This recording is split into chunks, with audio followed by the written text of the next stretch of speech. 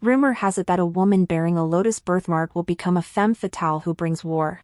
Upon hearing this, the imperial consort immediately dispatched men to search the common folk for this girl, intending to eliminate her before she could cause trouble. News of this reached Miss Song in Jiangling City, and she grew fearful. She bore such a birthmark, and if discovered by the imperial consort, her life would surely be forfeit. Her beloved resolved to save her by finding another woman to bear the lotus brand on her back, taking Miss Song's place in the palace. The mission was perilous. Even with a hefty reward offered, few stepped forward. Until I answered the notice posted in the ghost market, "I will go." I had always believed I would die in Jiangling City. Until that night, heavy with dew, when I knelt beneath the eaves and overheard voices from the study. The young girl's sobs sounded especially pitiful. It was Song Wanrong, the eldest daughter of the Song family. "Your Highness, I beg you to save me. Everyone knows the imperial consort is fierce and jealous. If she finds me, she'll kill me for sure." A tall, slender figure appeared on the window paper. It was Prince Yu, Xiao Qibai. "There must be a way." "What way? Can you really find someone to take my place?" "Yes." Xiao Qibai murmured, "I will find someone to replace you. To become the Lotus Maiden." The Lotus Maiden, a prophecy originating from the palace. Legend had it that the venerable Grand Sage, while meditating before the lotus pond, suddenly picked up his brush and wrote, "When war rages, the palace lotus blooms." Then he cast aside his brush, closed his eyes, and passed away. After the Grand Master's death, his disciples observed the stars for 7 consecutive days and finally deciphered the oracle he left behind. They declared that within 10 years, a woman bearing a lotus birthmark would enter the palace. This woman would be a calamitous beauty who would bewitch the emperor, inevitably bringing turmoil to the realm and igniting wars across the land. Upon hearing this, the emperor grew displeased. Nonsense. The grand preceptor must have been confused in his final moments. One consort is sufficient for me, why would I ever allow another woman into the palace? He never mentioned it again. But the consort took it to heart. She began secretly dispatching people to search the common folk for any woman bearing a lotus birthmark. Everyone said the consort believed the grand preceptor's prophecy and sought to find the lotus maiden to eliminate her before she could cause trouble. That was why Song Wanrong was so terrified. On her back lay a crimson birthmark, shaped like a blooming lotus.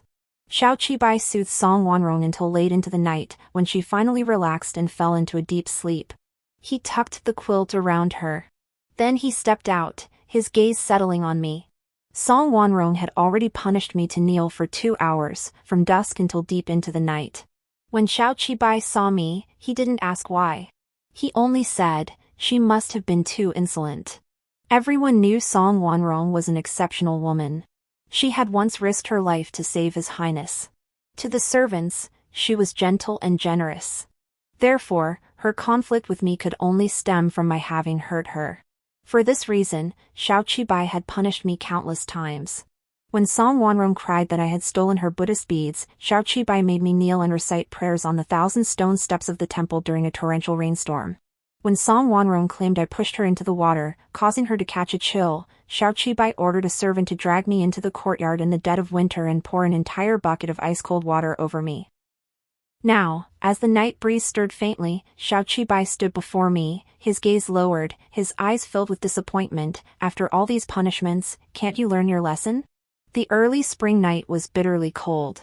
Soaked to the bone, I shivered slightly. For a moment, a flicker of reluctance crossed his face. Xiao Qibai reached out, as if to pull me up. I instinctively stepped back. His hand froze midair, his gaze turning icy. "Is your resentment directed at Ronger, or at this prince?" I bowed my head, wanting to say I dared not. How could a lowly actress like me dare to harbor resentment toward the most honored guest in Jiangling City? But when I opened my mouth, I discovered my voice was gone. Forced to sing all day by Song Wanrong, my throat was filled with the taste of blood, leaving me utterly unable to speak. Seeing my silence, Xiao Qibai's gaze grew colder. "Ronger had you kneel to reflect on your mistakes. It seems you have no intention of doing so." He strode away, instructing his men, "Let her kneel another half hour. Also, find the matchmaker. Ask her when a person can actually be bought." The night was pitch black. The maids on night watch were all leaning against the doorframe, dozing off. No one paid me any mind. Only a small, furry black dog came running over, pressing its warm body against mine. I had picked it up from the deep winter snow. Tiny and black, I named it Black Bean. Xiao Qibai kept it in the mansion and doted on it endlessly. Maids and matrons whispered among themselves that lowly mongrel is treated more like royalty than the proper masters themselves. But now, He Dou's fur was matted and tangled, clearly having gone too long without a bath. Like me, it had been forgotten by Xiao Qibai after Song Wanrong appeared. Come on, He Dou. Sister will take you home. I did gnawed on a meat bone, then contentedly curled up with my pillow and fell asleep. I stroked its head, slipped on my robe, and headed to the ghost market. The shadiest deals in Jiangling City all happened here. After weaving through the crowds for a long while, I finally found the matchmaker Xiao Qibai had mentioned. She didn't recognize me. Seeing me approach, she immediately greeted me warmly. Young lady, are you short on silver? No wonder she was so eager. The notice seeking a lotus girl had been posted in the ghost market for days, yet no suitable candidate had appeared. After all, everyone knew this was a deadly trade. I closed my eyes briefly, then mimicked a desperate, impoverished girl, asking in a hoarse voice, "How much silver are you willing to pay?" The matchmaker scrutinized me from head to toe, seemingly quite satisfied. She grinned, her toothless mouth gaping. "Money isn't the issue, young lady. Come with me, and we'll discuss it properly." Did the matchmaker find someone? The next day, in the study, Xiao Qibai lifted his eyes indifferently, surprise flickering in his gaze. We found her. The woman has signed and sealed the contract. Xiao Qibai's subordinate, Pei Ren, handed over a contract. 2 crooked characters were scrawled across it. A Fei, Xiao Qibai read aloud. Quite a unique name. This name was given to me by my mother, who raised me until I was 5. At 5, I joined the theater troupe, becoming the Red Sleeve Girl. From then on, no one knew my real name. What is her family situation?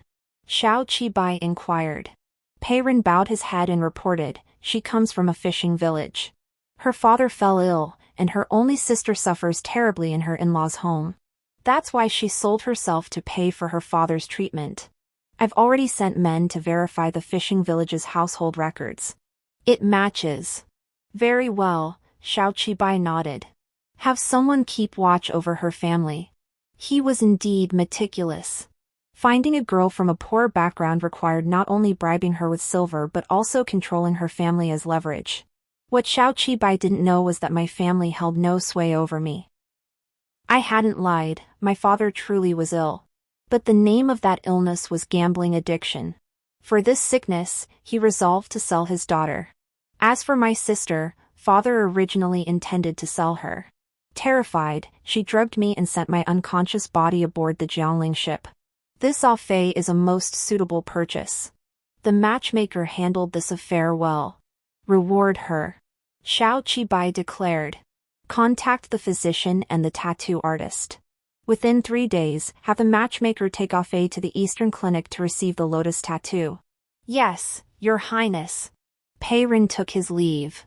I stirred the incense in the burner, a faint smile curling my lips. 3 days. After 3 days, I would no longer be the actress Lu Hongxiu. I would return to being Afei. What are you smiling about? Xiao Qibai had appeared beside me without my noticing. I lowered my gaze. Your Highness has found someone who can save Miss Song. I'm happy for her.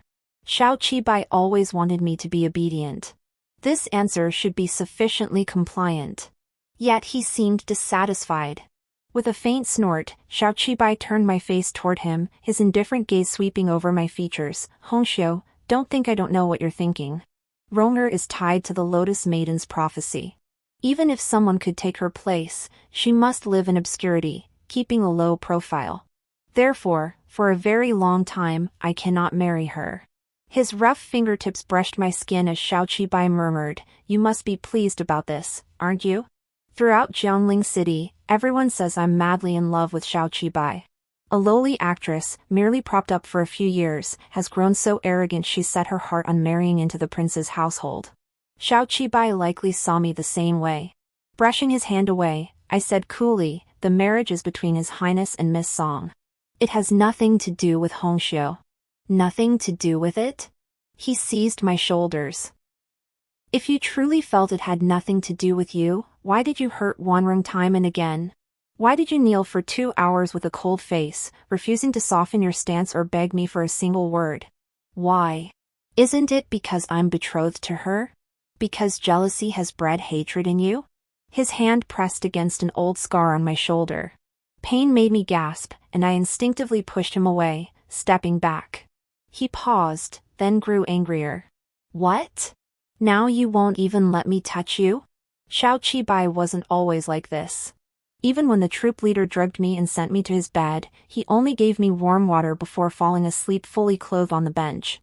When I woke and asked why he didn't rest in another room, he smiled, because I feared that if I turned away, everyone would think I despised you, and later they'd humiliate you by favoring the high and trampling the low. And I feared that once I lay upon this bed, I might lose control and violate your true wishes. Yet in just 2 short years, all tenderness and respect vanished. Xiao Qibai, consumed by fury, gripped my throat and pinned me down on the peony-patterned daybed. My clothes were torn open. Struggling, I stared at the ceiling as the sound of the whip from my childhood echoed in my ears. Remember this well, an actor is just an actor, nothing but a tool to serve and please others. As Xiao Qibai's kiss was about to fall upon me, my hand had already reached the scissors hidden in my sleeve. Suddenly, the screen was knocked 3 times. Your Highness. It was Pei Ren's voice outside. Get out! Your Highness. Pei Ren persisted, it's Miss Song. Her old injury flared up, and she fainted. Sure enough, upon hearing Song Wanrong's name, Xiao Qibai immediately released me. He tossed me onto the bed like an object and turned to leave. Pei Ren followed him out. Before leaving, he glanced back. Through the glass screen, his gaze fell on me, blurred. That look held pity. And an inexpressible, obscure quality. The night was cool as water. A figure climbed through the window. I knew it was Pei Ren. He had once been a street beggar. When other beggars beat him, I had intervened to save him. 10 years passed. The beggar had grown into a cool, wolf-like youth, becoming Xiao Qibai's most trusted attendant. Pei Ren brought medicine for me. He knelt down, intending to apply it to my swollen, bruised knees after kneeling all night. I swatted his hand away. Get out. The medicine bottle rolled to the floor. Pei Ren lowered his head, standing in the moonlight. Sister. Do you still blame me? I once regarded Pei Ren as my own brother. But from last summer until now, we haven't spoken a word. The reason was simple. Last June, during the Dragon Boat Festival races, Prince Yu, Xiao Qibai, was ambushed by assassins aboard his painted boat. His personal guards suffered heavy losses, and Xiao Qibai himself fell into a coma. At the critical moment, a woman leaped from an adjacent boat onto the painted barge, striking the assassin with an oar. She then shielded him with her body, plunging into the river alongside the attacker. As the sole guard who witnessed the entire incident, Pei Ren testified to Xiao Qibai, the woman who saved him was Song Wanrong. I closed my eyes. I could still see that day when I confronted Song Wanrong. Pei Ren raised his hand in oath, the one who saved your highness was undoubtedly Miss Song. If I lie, may heaven strike me down with 5 thunderbolts and grant me no peaceful death. From that day onward, Xiao Qibai grew increasingly repulsed by me. He pinched my jaw coldly. Pei Ren is like a brother to you. Even he testifies it wasn't you. What more can you say? At this moment, the moonlight was dim and gloomy. Unwilling to look at Pei Ren's pale face any longer, I only said, the Song family is a distinguished lineage. Your ambition for a career is understandable. But having made that choice, don't bring up our past affection. I turned to see him off. Yet he seized my wrist. Pei Ren gritted his teeth, his eyes reddened. Sister, do you think this is for my career? It's for you. Before His Highness, I'll still tell him the one who shielded him from the blade was Miss Song. Otherwise, sister, do you still hope this favor will make the prince marry you as his main wife? Or do you plan to use this debt of gratitude to become a favored concubine, competing and scheming against Miss Song? Why can't you understand? You're an actress, a lowly, despicable member of the lowest social class, no better than a beggar. Do you truly believe the prince would protect you? He won't. All that awaits you is endless humiliation. Look at your knees, this is only the beginning. This was the first time I'd ever seen the usually taciturn Peyron so agitated. Lowering my eyes coldly, I said, yes, everything you said is true. Thinking I'd finally listened, he reached out, overcome with emotion. Sister, come with me.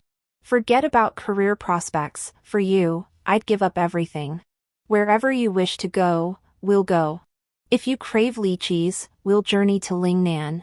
If you long for black-roofed boats, we'll sail to Jiangnan. Across this vast land, through every mountain and river, I'll accompany you wherever your heart desires.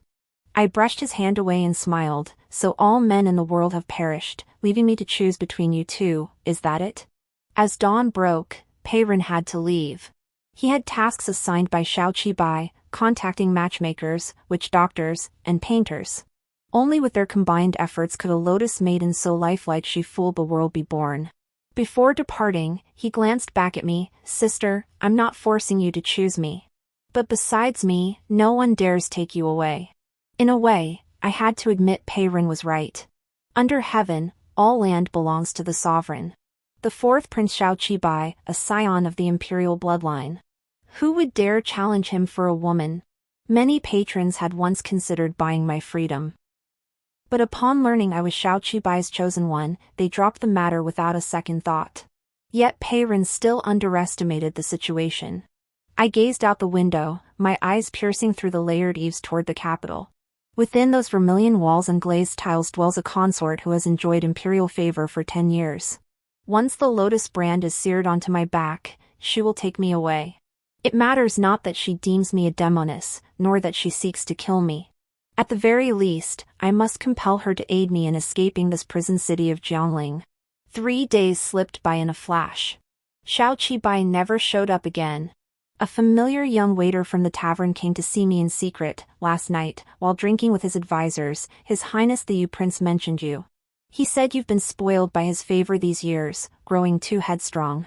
His advisors all suggested he let you stew in the cold for a few days. They said, women always grow arrogant from favor, especially after being fawned over for so long like Lady Hongxiu. If His Highness resolutely ignores her for 10 days or half a month, she'll surely grow desperate and learn her place. Xiao Qibai must have taken their advice to heart. Whereas he used to come for me whenever he had free time, now he devoted all his hours to Song Wanrong. I smiled as I slipped off a gold bracelet and pressed it into the young attendant's hands. Thank you for bringing me the news. He looked utterly astonished.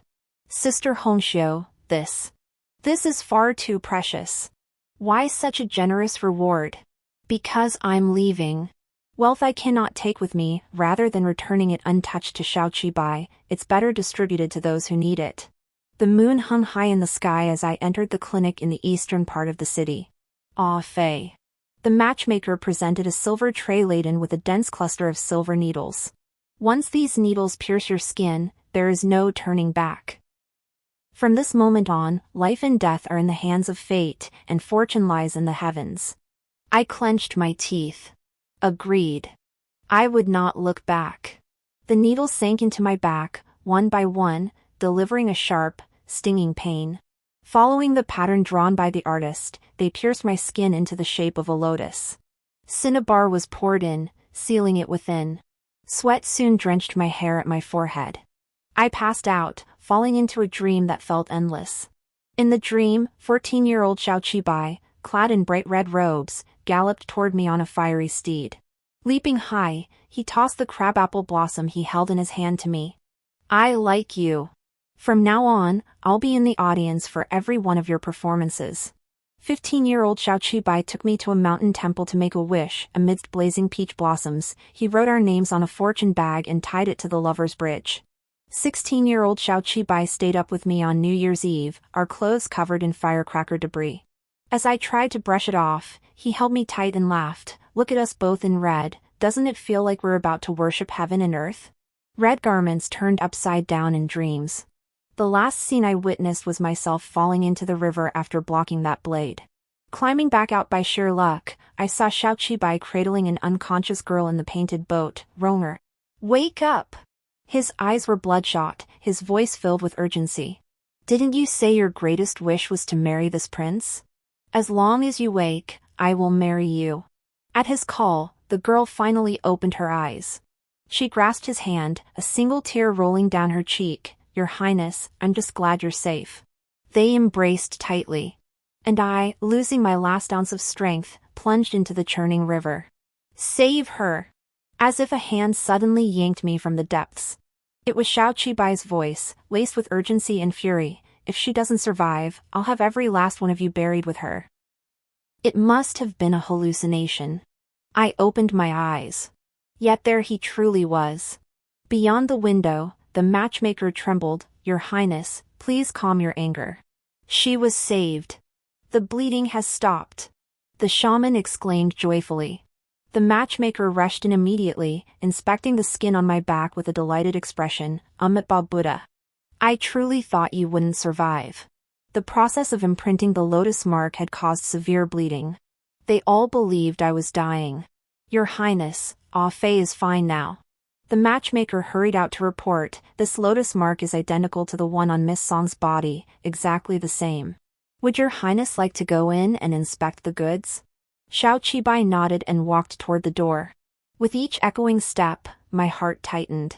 Suddenly, Xiao Qibai stopped. He said, Hong. The moonlit gauze curtains inside cast my shadow. The figure was blurred, yet still. It seemed like an old acquaintance had come. I froze, cold sweat silently seeping out. Your Highness, her name is Ah Fei. The matchmaker, thinking Xiao Qibai had mistaken my name, hurriedly reminded him with a smile. Ah Fei, your Highness is bestowing upon you 1,000 taels of silver. Shouldn't you thank His Highness? Ah Fei. Thanks your Highness for your great kindness. The voice was hoarse and unpleasant. In the reflection, Xiao Qibai's shoulders relaxed silently. It wasn't Hongxiu. The most prized asset of a famous performer in Jiangling City was her voice. I was especially careful every day, avoiding ice, avoiding sugar, taking medicine at the slightest sign of a cold.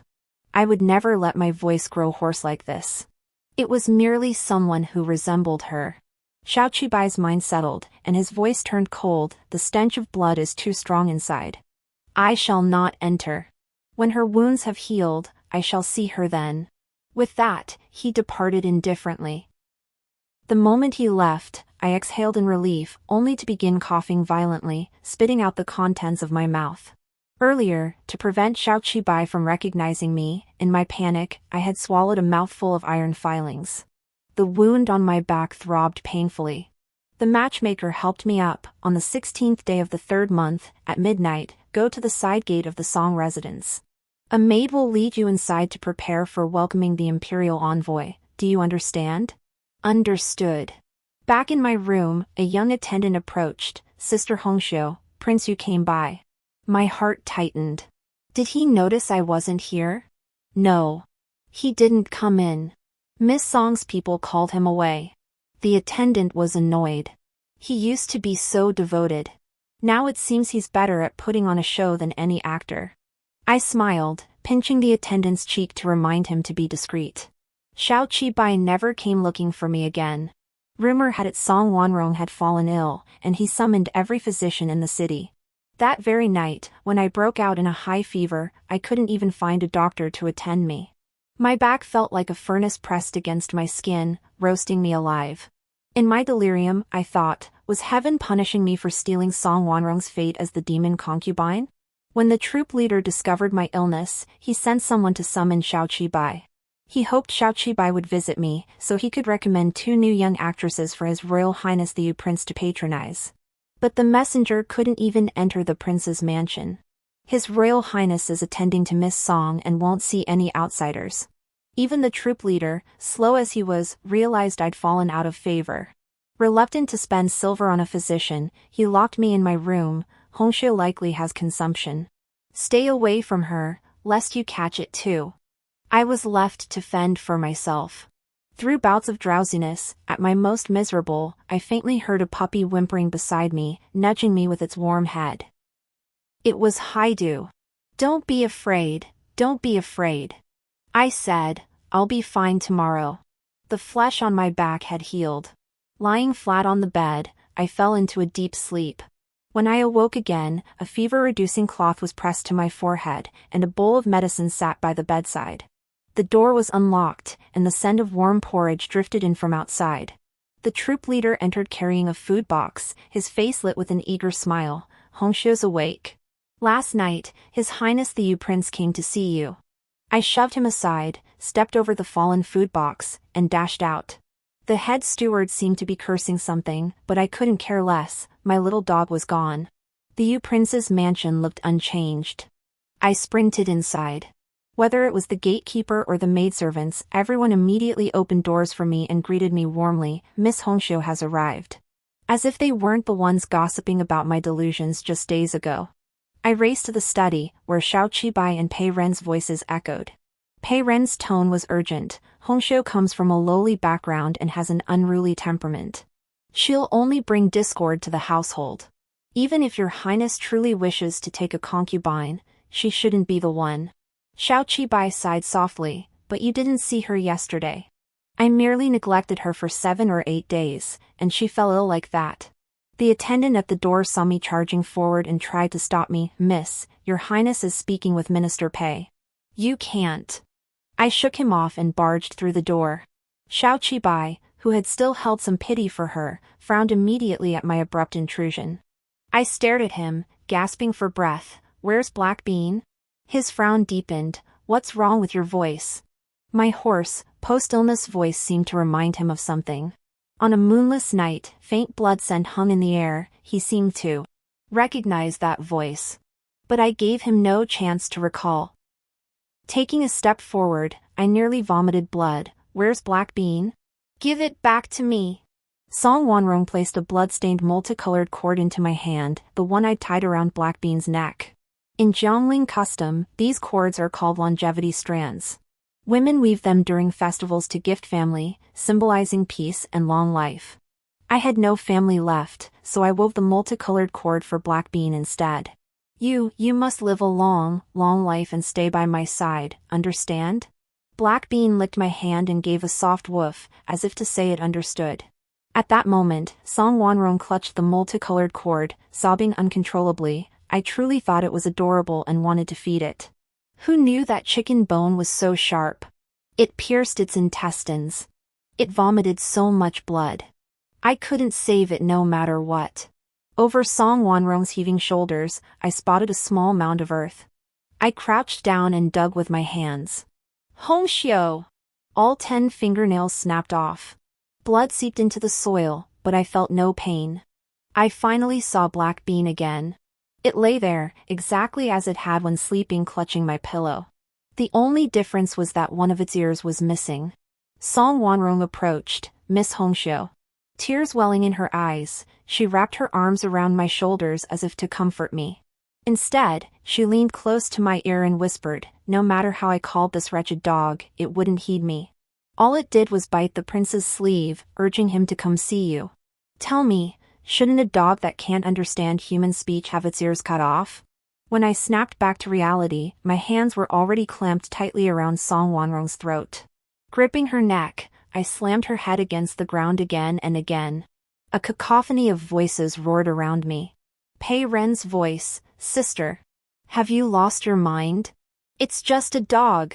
Xiao Qibai's voice, pulling at me, calling my name over and over, Hongxiu, Hongxiu. Chaos gradually gave way to clarity. I realized I was clutching Heido's lifeless body. Xiao Qibai held me tightly. The Song family demanded to report this to the authorities. I, a lowly actress of humble birth, had injured their legitimate daughter so severely.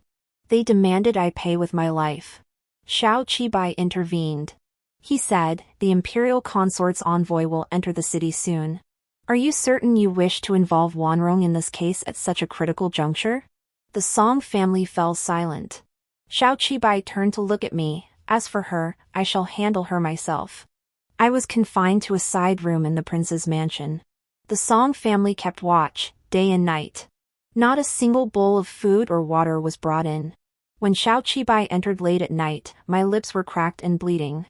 I sat blankly, clutching Black Bean.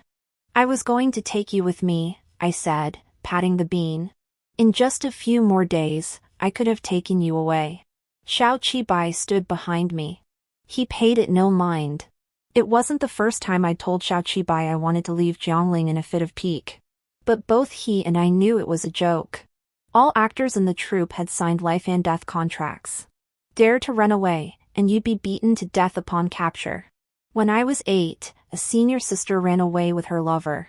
They made it all the way to the ferry, almost boarding the boat, but they were still caught and brought back. The troop leader beat her to death.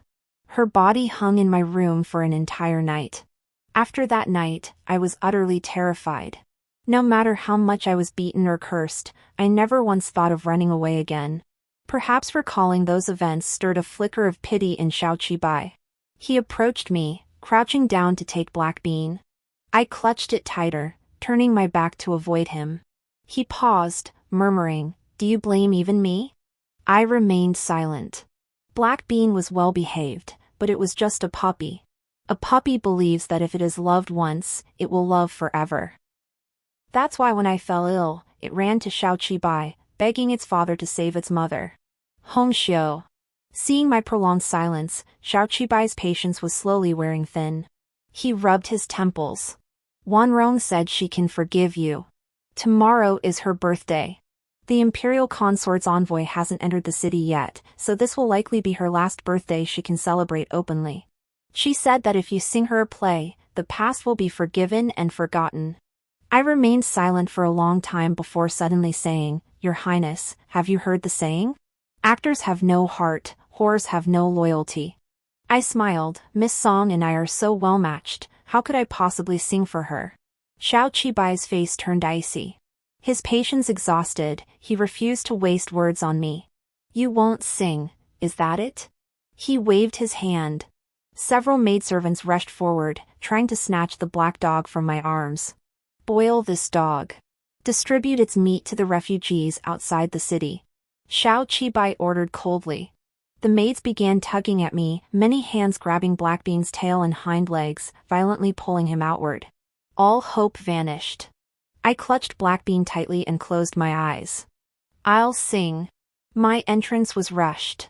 No eru, no costume. But the guests all knew, once Red Sleeve began to sing, that spot became Jiangling City's finest stage. In the prince's garden, Xiao Qibai sat with Song Wanrong in his arms, while Peiren stood nearby. Clusters of crabapple trees bloomed in the garden, trees Xiao Qibai had once planted for me. Now, his arms wrapped around Song Wanrong, he looked up at me and asked, "Have you chosen your song?" Suddenly, I smiled. "I have." Closing my eyes, the setting sun sank, its last glow falling upon me. Slowly, I began, in a single moment, all 7 emotions were extinguished, having grasped the bitterness, tears wet my sleeves. Song Wanrong's expression changed instantly. This was her birthday celebration, a play meant to be joyous and light-hearted. The moment I began, she knew something was amiss. Song Wanrong immediately tugged at Xiao Qibai's sleeve, her eyes reddening. "Your Highness." Yet for some reason, this time Xiao Qibai seemed oblivious. His gaze remained fixed on me, vacant.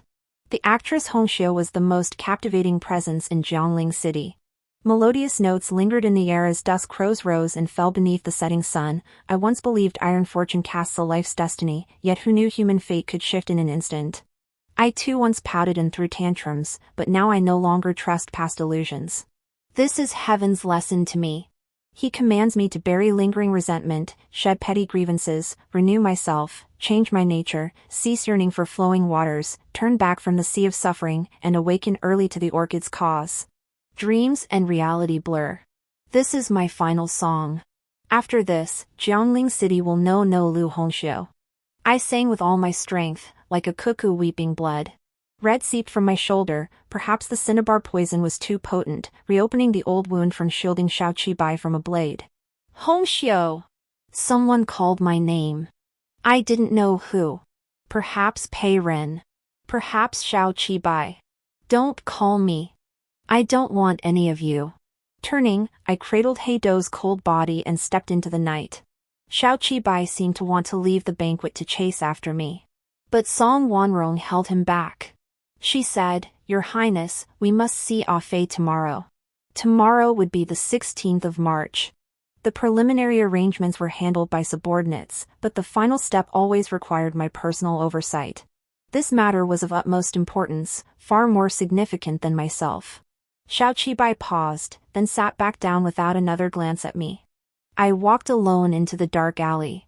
The moonlight was faint, I couldn't see where my path lay. Would Xiao Qibai let me go? I had injured Song Wanrong and ruined her birthday banquet. Would he spare me? Would the Song family spare me? Suddenly, the clatter of a carriage echoed from ahead. Startled, I looked up. Only Xiao Qibai in all of Jiangling was entitled to ride in such a carriage. But Xiao Qibai was currently at the prince's mansion with Song Wanrong. So this carriage must be for a dignitary arriving from the capital. There was no time for hesitation. I swiftly shed my high-collared embroidered robe, leaving only my undergarments. Then I began to run, until the carriage nearly brushed against me as it halted, sending me tumbling to the ground. The coachman tightened the reins. "Who goes there?" The stallion whinnied, and I looked up in terror. Eunuchs in blue robes stood flanking the carriage. From within, a man in official attire lifted the curtain. Fox-like eyes, a vermilion tear mole at the corner. Golden ornaments glinted on his official cap. It signified his identity, Lu Jinan, chief of the Eastern Factory. A shuddering thrill of ecstasy flashed through my heart. I knelt lower, bowing my neck in a posture of utter dread. The wide neckline of my robe revealed a hint of crimson lotus petal tips, faintly visible at the base of my spine. They stood out starkly in the moonlight. The lofty Lu Jinan must have seen it. He descended, his satin boots halting before me, extending a hand. "Are you hurt?" he asked, his voice as cold as shards of ice. "Which household's young lady are you?" I lifted my eyes, feigning alarm as I gave my name. "This humble maiden is Song Fei." The long street lay silent, broken only by the distant clatter of hooves. Inside the carriage, the scent of agarwood incense filled the air. Lu Jinan sat across from me, fingering a string of red Bodhi beads, his fox-like eyes fixed on me without blinking. His face was beautiful, almost unnaturally so. "Halt!" Lu Jinan spoke abruptly. The carriage came to an abrupt stop. Uncertain of the reason, I sat in place, a flicker of unease stirring within me. Lu Jinan lifted the curtain. Outside lay a grove of peach trees, their branches swaying softly in the night breeze. Lu Jinan leaped down from the carriage, turned, and extended his hand to me. Confused, I followed his lead and jumped down. The carriage was quite high, but he caught me, his embrace carrying the faint scent of agarwood. A soft chuckle reached my ears. "This humble official is a eunuch." Miss Song throwing herself into my arms is like batting her eyelashes at a blind man. Only then did I realize he hadn't been there to catch me. I felt a sudden flush of embarrassment, I thought. He smiled. "I wanted you to give me the little dog." He took Black Bean from my arms. When I entered Jiangling, I passed the spot.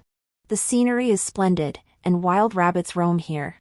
He patted Black Bean's head. The mud-stained black fur dirted his official robes, but he seemed unconcerned. "The little fellow will be happy living here." Lu Jinan helped me bury Black Bean beneath the largest peach tree. Then he sat cross-legged on the ground, picked up a large piece of driftwood, took out his small knife, and carved for a while. His fingers were dexterous. In the time it took for the moon to slip in and out of the clouds, Lu Jinan had carved a small dog. He threaded the multicolored string I held through it and tied it around my wrist. "As long as you remember it, it will always be with you." I hadn't shed tears in a very long time. Yet at those words, they poured down like rain. Lu Jinan waited quietly until I finished crying, then helped me into the carriage. He said, "Shall we skip saying goodbye to your family?" I looked at him. He gave a faint smile. "If they let you come out alone in the dead of night to bury your dog, they probably don't treat you very well." I wiped my tears and nodded. "No, farewell." 16 Xiao Qibai midnight had passed. Xiao Qibai stood with a cold expression at the side gate of the Song residence. He disliked waiting for people, yet tonight, he had no choice but to wait for this one. A chilly night wind swept over him. Xiao Qibai rubbed his temples in irritation. Has that Fei not arrived yet? The maid trembled. Not yet. Xiao Qibai closed his eyes briefly. He had been negligent. After branding her with the lotus mark at the clinic, he shouldn't have sent her home to recover. He should have kept her under guard. Now she had changed her mind. Pei Ren. Your servant is here. Go immediately to the fishing village. Bring Fei's father and sister here. This lotus maiden, she must play her part, whether she wants to or not. Yes. Pei Ren received the order and turned to leave. But suddenly, the clatter of carriages reached his ears. A carriage halted before Xiao Qibai, and a figure stepped out. Red official robes, a crimson tear-shaped birthmark. In the moonlight, Xiao Qibai recognized him. Lu Jianin. As the chief eunuch, this man was a master of political intrigue, his schemes as deep as the ocean. Xiao Qibai disliked him. Yet both the emperor and the imperial consort favored Lu Jianin immensely. Your Highness, Prince Yu, Lu Jianin bowed. Xiao Qibai loathed his manner, though he bent his body, there was not a shred of genuine respect. Fortunately, the news Lu Jianin brought was favorable. Your Highness, while traveling to Jiangling City, I encountered Miss Song Fei of the Song household.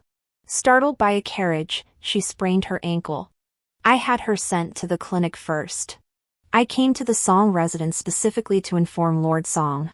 So it wasn't a change of heart after all, just an unexpected incident en route. Xiao Qibai felt a slight relief. Yet inexplicably, a shadow of unease crept up, like a vine sprouting from rock crevices, silently entwining him. Before he could fathom the source of this gloom, Lu Jianin spoke again. Miss Song Fei shares a karmic bond with the imperial consort. I must bring her into the palace to attend the consort. He's discovered it. Xiao Qibai's brow twitched imperceptibly. Regardless of the catalyst, Lu Jianin had already noticed the lotus mark carved into Fei's skin. According to Xiao Qibai's original plan, Fei was supposed to study etiquette and protocol at the Song residence, thereby better impersonating Song Wanrong. Unexpectedly, Lu Jianin had arrived early and taken Fei away directly. It doesn't matter. Xiao Qibai reassured himself. Entering the palace was a death sentence anyway. Perhaps she wouldn't even truly meet the imperial consort before being silently disposed of en route. Thus, her true identity would never be uncovered. Even so, Xiao Qibai promptly added a few words. I've heard that this Fei of the Song household convalesced on the estate since childhood, lacking proper upbringing and displaying rather coarse manners. Should her unseemly speech or actions offend Lord Lu, this prince will offer the Song household my apologies. Under the moonlight, Lu Jianin offered a faint smile. Is that so? I find her far less unsavory than your highness suggests. When Xiao Qibai met with Lu Jianin, I was at the post station, exchanging bewildered glances with the other three women. Only then did I realize that across the vast lands of the 9 provinces, more than one woman bore a lotus birthmark. Xie Reshu, the concubine-born daughter of the Guanyang prefecture governor, aged 16, possessed a sharp intellect and was well-versed in literature. Her lotus birthmark resided on the back of her neck. Zhang Mingyue, daughter of the Deputy Thousand household of Liang City's garrison troops, aged 14, had striking features and an imposing, heroic bearing. Her lotus birthmark adorned her wrist. The youngest and of the humblest birth was Li Junyang, merely 10 years old, her father a hunter. Yet hers was the most peculiar lotus birthmark, situated between her eyebrows. From afar, it resembled a third eye. Then there was me, Song Fei, the legitimate daughter of the Song family. My lotus birthmark was the largest among us all, spanning my back. Outside, the eunuchs were already placing bets, wagering which of the 4 of us would become the demonic consort, the harbinger of calamity. Zhang Mingyue drew the most wagers. The reason was simple. Every palace attendant who had seen the imperial consort claimed Zhang Mingyue bore an uncanny resemblance to the consort in her youth. Born into the esteemed Jiang clan, the imperial consort possessed peerless beauty, a radiant charm infused with spirited vigor. The emperor favored her, showering her with imperial grace for 10 unbroken years. But even the imperial consort would age. When she did, wouldn't Zhang Mingyue, with her similar features and lotus birthmark, become the next femme fatale? This thought weighed heavily on Zhang Mingyue's mind. In this situation, whoever was deemed most likely to be the femme fatale was also the most likely to die. She vented her anger on me, the newcomer. Look at that fox-like look of hers, and she calls herself the legitimate daughter of the Song family. She can't even stand or sit properly, her eyes darting about like a stage actress trying to seduce the audience. Her fury peaked when she discovered the little dog on my wrist was a gift from Lu Jinan. Impossible! How could Magistrate Lu possibly fall for her tricks? Zhang Mingyue seemed to fancy Lu Jinan. On the journey to the capital, she seized every opportunity to cozy up to him. She'd drop her handkerchief or feign a fall. I stood at a distance, silently shaking my head. How to put it? She should be a girl from a respectable family. This was her first time flirting with someone, and she was doing it so clumsily. That's not how you play the seductress. I murmured when Zhang Mingyue returned empty-handed. Her eyebrows shot up, ready to scold me, but no words came out. Finally, she only said, "What right do you have to mock me? If you tried to flirt with Lord Lu, he'd pay you even less attention." Before Zhang Mingyue could finish, a young eunuch arrived with a message. "Miss Song, Magistrate Lu requests your presence in his carriage." Zhang Mingyue's face drained white with fury. Lu Jinan sat by the window in a plain dark blue robe. He didn't turn when I entered. He merely pointed outside. "We're about to leave Jiangling. Will you miss it?" I paused. "No. Do you know what I'm referring to?" He turned to face me, his gaze piercing as if trying to see straight into my soul. "I'm referring to him." The fingers curled inside my sleeve clenched tightly. What did Lu Jinan know? Had Xiao Qibai said something? Or had he already tracked me down? Just as chaos swirled in my mind, Lu Jinan suddenly smiled. It was just a joke. He pushed a small oil paper parcel toward me. "Peach blossom cake, a specialty of Jiangling. Once you leave here, you'll never taste it again. Would you miss it?" 19 Xiao Qibai peach blossom cake was Hongxiu's favorite pastry. This thought flashed through Xiao Qibai's mind the moment the servant carried the food box into the study. "Your Highness, why peach blossom cakes again?" Song Wanrong pouted, looking slightly displeased. "Ronger is allergic to peach blossoms. She breaks out in a rash every time she eats them." "I forgot." Xiao Qibai instructed the maid. "Take them away. Don't make them again." Song Wanrong's spirits lifted again. She stood by the desk, grinding ink for Xiao Qibai. Perhaps sensing her safety at last, she wore a charming smile and dressed more vibrantly than usual. A crimson gown trailed behind her, adorned with golden butterfly hairpins. For some reason, her profile bore a resemblance to her. A breeze swept through the window, suddenly unsettling Xiao Qibai's heart. Lowering his gaze to the rice paper, he realized what he had written: "Cease yearning for flowing water, turn back from the sea of suffering, awaken early to the orchid's cause." Her final lyrics sung beneath that sunset. His hand trembled slightly. Xiao Qibai said, "Pei Ren. Present. Summon her." Song Wanrong watched Pei Ren leave. He hadn't even asked who she was.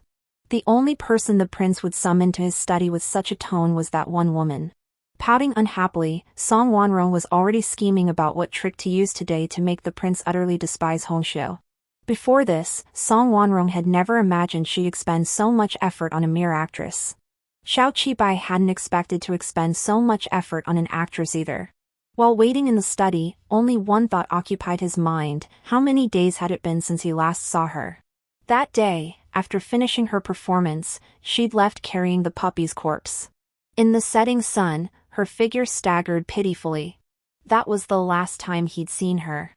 These past days, he had ignored her, and she had not sent Xiao Qianer to find him again. Still the same stubborn spirit, refusing to yield. He would have to put more effort into training her later. As Xiao Qibai pondered this, Pei Ren had appeared at the doorway without him noticing. His face was pale, his breath slightly labored. "Your Highness." "Hongxiu. She's gone." Xiao Qibai sprang to his feet. The inkstone toppled, spilling a torrent of ink that drenched Song Wanrong from head to toe. Xiao Qibai himself was covered in ink, yet he seemed oblivious, his voice trembling as he demanded, "What did you say?"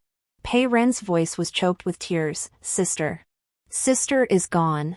The room was tidy and spotless. 2 large trunks stood sealed in the corner. When opened, they revealed theatrical costumes, stage props, and accessories. Everything had been left behind, not a single item taken. The troop leader wore a mournful expression. Your Highness, I truly know nothing. Was she not summoned to the prince's residence that day? Since you didn't send her back, I dared not ask. Xiao Qibai closed his eyes, a vein throbbing prominently on his temple. Where is her indenture? It's here. It must be here. The troop leader perked up, beckoning his disciples. Go. Bring my brass chest. The box opened, revealing Hongxiu's contract on top. The troop leader picked it up with both hands and presented it to Xiao Qibai. Your Highness, please see. The contract had been stored for too many years, emitting a camphor scent. Xiao Qibai glanced at it with disdain, refusing to take it. But his expression had softened considerably. The contract is here, that's enough. He rubbed his temples, his voice firm. Without this, she cannot leave Jiangling City. Search. Turn this city upside down if you must, find her. Xiao Qibai didn't know I didn't need the contract. At each new city gate, the young eunuch stood at the carriage's front, flashing Lu Jiannen's pass. The guards immediately broke into smiles, ushering the carriage straight through. No one questioned me. What are you thinking about? Lu Jiannen's slender fingers tapped lightly on the tabletop. I snapped back to reality and lowered my head to grind ink. These past days, whenever he needed someone to attend to his writing implements, he called for me. I tried my best to feign ignorance of calligraphy, nearly giving myself away several times. Now, Lu Jiannen stared at me, his eyes like a deep pool, clear yet unfathomable. I decided to be blunt. I was wondering how to keep the imperial consort from killing me. Lu Jiannen smiled. He lowered his head and painted a black lotus on the white Xian paper. The lotus itself is innocent. When I returned from Lu Jiannen's room, the other 3 women were preparing for rest. Xie Rusu was steady and reserved, seldom speaking. Li Junyang still had a childish nature, caring only about mealtimes and little else. Only Zhang Mingyue glared at me, spitting out her words with venom. I ignored her, which only fueled her anger. What trick did you use to seduce Lord Lu? Her voice was loud. Xie Rusu tried to stop her. Mingyue, watch your words. But her words couldn't be stopped. I will speak. If she dares to do it, why shouldn't I speak? In my opinion, they should have identified her as a femme fatale long ago and sent only her to the palace. Why drag the rest of us down with her? At these words, Xie Rusu lowered her eyes. Li Junyang sat nearby, clutching the small hunting knife in her hand. It was the only thing she'd brought from home. She was young, but not entirely ignorant. Beyond asking daily what they'd eat, she too feared death. She could only grip that hunting knife tightly, though it likely served little purpose. Moonlight streamed in, and suddenly my heart stirred. Crouching down, I leaned close to Zhang Mingyue's face and whispered, So you seduced Lu Jinan because you wanted to live? Zhang Mingyue's eyes flashed red. I understood. In the capital, every eunuch of standing owned a mansion outside the palace and had a family. Lu Jinan, the foremost among the powerful eunuchs, was once called His Majesty the 9000. No wonder Zhang Mingyue had thought of this. On this long, lonely road, Lu Jinan was her only hope. After a moment of silence, I took a deep breath. Lu Jinan won't protect you. Zhang Mingyue glared at me, refusing to accept it. How do you know? She hadn't tasted the bitterness of men. Having lived in Jiangling all these years, I'd seen countless high officials and noble sons. Men who held high positions never hesitated when choosing between power and passion. And Lu Jinan had climbed his way up step by step. Had he ever made such a foolish mistake, he would never have reached his current position. But this logic was lost on Zhang Mingyue. I backed down slightly. Even if he were willing to protect you, what good would it do? Above the 9th prince stands His Majesty the Emperor. Since ancient times, for a ruler to take a minister's wife has been a matter of a single word. I pulled the hairpin from my hair and handed it to Zhang Mingyue. If you truly wish to survive, I said, you must realize that what threatens your life most now is your own face. All this time, I'd been pondering Lu Jinan's words. He seemed to say nothing, yet he had already given me the answer. The lotus bears no sin. The sin lies with the demonic consort. As long as we avoid the emperor's favor, the imperial consort won't exterminate us. The moonlight was still. Xie Rusu had already figured it out. Her mind worked fastest among us, and she immediately turned to Zhang Mingyue. Mingyue, Ah Fei is right. To survive, we must prove we could never enter the palace as consorts. Easier said than done. How could we prove it? Could mere oaths and vows truly dispel the consort's suspicion? Only by burning our boats. The others may be manageable, but Mingyue, you're the most dangerous. Didn't you hear the maidservants whispering about how much you resembled the consort in her youth? If the emperor were to encounter you and his heart stirred for even a moment, then it would be a death sentence. Zhang Mingyue's hand clenched the hairpin, trembling. The sharp tip pressed against her cheek as she closed her eyes. Moments later, a clatter echoed. I won't do it. I won't. Who knows if you're lying to me? She flung the hairpin to the ground and turned, running away in tears. Moonlight flowed like water. Zhang Mingyue never returned. The sound of tossing and turning echoed nearby. Neither Xie Reshu nor Li Junyang could sleep. The fear of death hung over everyone. I sighed, rose, and headed out to find something to eat. Stepping beyond the courtyard, I encountered a figure standing in the moonlight. It was Lu Jinan. Unsure how to respond, I curtsied and hurried to leave. Behind me, he spoke with a faint, ambiguous smile. You do know me well. He seemed to have been standing there for quite some time. Everything I'd said about him inside the room, he'd heard it all. Now, Lu Jinan stepped behind me and asked softly, how do you know I can't save you? I didn't know if Lu Jinan could save me.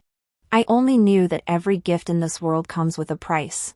My gut told me that if I begged Lu Jinan for help here, the price he'd demand would be beyond my means. Thank you, Lord Lu. But the day I left Jiangling, Ah Fei told herself, from now on, the only one who can save me is myself. When I pushed open the door, Zhang Mingyue had already returned. Lying on the bed, she glared at me through clenched teeth. You kept me away from Lord Lu, only to seduce him yourself, didn't you? She'd witnessed my midnight rendezvous with Lu Jinan in the courtyard. I admit my skills fall short. She's the true femme fatale. Compared to her, we're nothing but worthless pastries. Li Junyang, who had been dozing against Xie Resh, jolted upright in her deathbed agony. Pastries? Are they handing out pastries? No, go back to sleep. Xie Resh patted Li Junyang's head, glanced at me, and hesitated, then wisely kept silent. Gradually, both Xie Resh and Zhang Mingyue stopped speaking to me. Only Li Junyang, oblivious, still often came to find me, snatching my snacks to eat. Sometimes she'd repay me, like when traveling through the mountains, suddenly shoving a blood-drenched wild rabbit into my hands. Roast it and eat it, she said earnestly. It's delicious. But before I could roast the rabbit, a eunuch's panicked voice rang out ahead, wolves. A wolf had bitten the lead horse of the carriage train, causing it to topple instantly. The young eunuch beside Lu Jinan shouted, Don't panic. Gather together, don't run around. It was useless. The horses were already terrified, pulling the carriages wildly in all directions. The shrieks of maids and servants filled the air. My carriage overturned on the road, flinging me out. I tumbled down the hillside. When consciousness returned, utter darkness surrounded me. The night was thick with clouds, moonlight absent, pitch black as if you couldn't see your hand in front of your face. I could only stretch out my hand, groping forward as I crawled. Suddenly, I touched something warm and startled. Long hair, small face. A child. I quickly felt his nose. Thankfully, warm breath. Probably one of the eunuchs in the entourage. Wake up! I called out to him. No sound came. He seemed to have passed out. A pair of green eyes appeared ahead. A pack of hungry wolves was slowly closing in on us. They had claws and sharp teeth. I had nothing, and I was holding a child. Silence hung heavy around us. Even if I screamed for help, it would be too late. In a split second, I suddenly felt something in my sleeve. The flint Li Junyang had given me, for roasting rabbits. Wet wood won't catch fire. Use this instead, she'd said proudly. It's my father's treasure. The old hunter hadn't lied. The moment the flint struck, a beam of light pierced the darkness like a sword. The blazing light sent the beasts scattering. By the fire's glow, I looked down at the child in my arms. It was a little girl. Her appearance was pitiful, face and clothes caked in mud, like a little mud doll. The firelight served as a beacon in the darkness, and the other 3 girls soon found their way over. Jean Mingyue supported Xie Rusu, while Li Junyang held her small hunting knife. Xie Rusha froze upon seeing the child. Who is she? Exhausted, I replied, found her. Probably a mountain villager's child. Xie Rusha shook her head. Look at her skirt. The girl's skirt was entirely muddy, only a fragment of pattern visible. I stared intently and froze in turn. Intricate cloud patterns, exquisitely embroidered. This was court attire. Linen City is the fiefdom of Prince Qi, Xie Rush said gravely. If I'm not mistaken, she should be Prince Qi's only daughter, Princess Rongi. Jean Mingyue carried the little princess on her back, while Li Junyang and I supported Xie Rush. Stumbling and climbing, we finally encountered Lu Jianan, who was searching for us. An hour later, Lu Jianan lifted the curtain. The Prince of Qi has a reward. That night, a sudden downpour brought packs of wolves. Like us, the Prince of Qi's carriage overturned. The couple searched all night for their daughter, finding only scraps of her skirt. The princess consort wept until her eyes nearly went blind, nearly throwing herself off a cliff. Learning their daughter still lived, they wept tears of joy. When the young princess awoke, she told her parents, "A little sister saved me." The Prince of Qi immediately resolved to adopt this girl as his sworn sister. At that moment, after Lu Jianan finished speaking, the 4 of us fell silent. Everyone realized this was an opportunity. Prince Qi, the emperor's eldest son, was born with a disability and wasn't particularly favored. But his adopted sister would be the emperor's adopted daughter. If this identity were confirmed, she could never enter the palace as a consort. For us, it was a lifesaver. Jean Mingyue shot me a jealous glance and muttered under her breath, "She just got lucky." Li Junyang kept her head down, polishing her beloved hunting knife. Suddenly, I said, "Junyang, go with Lord Lu to see His Highness Prince Qi." The words hung in the air as Li Junyang froze. Even Jean Mingyue turned her head, staring at me in disbelief.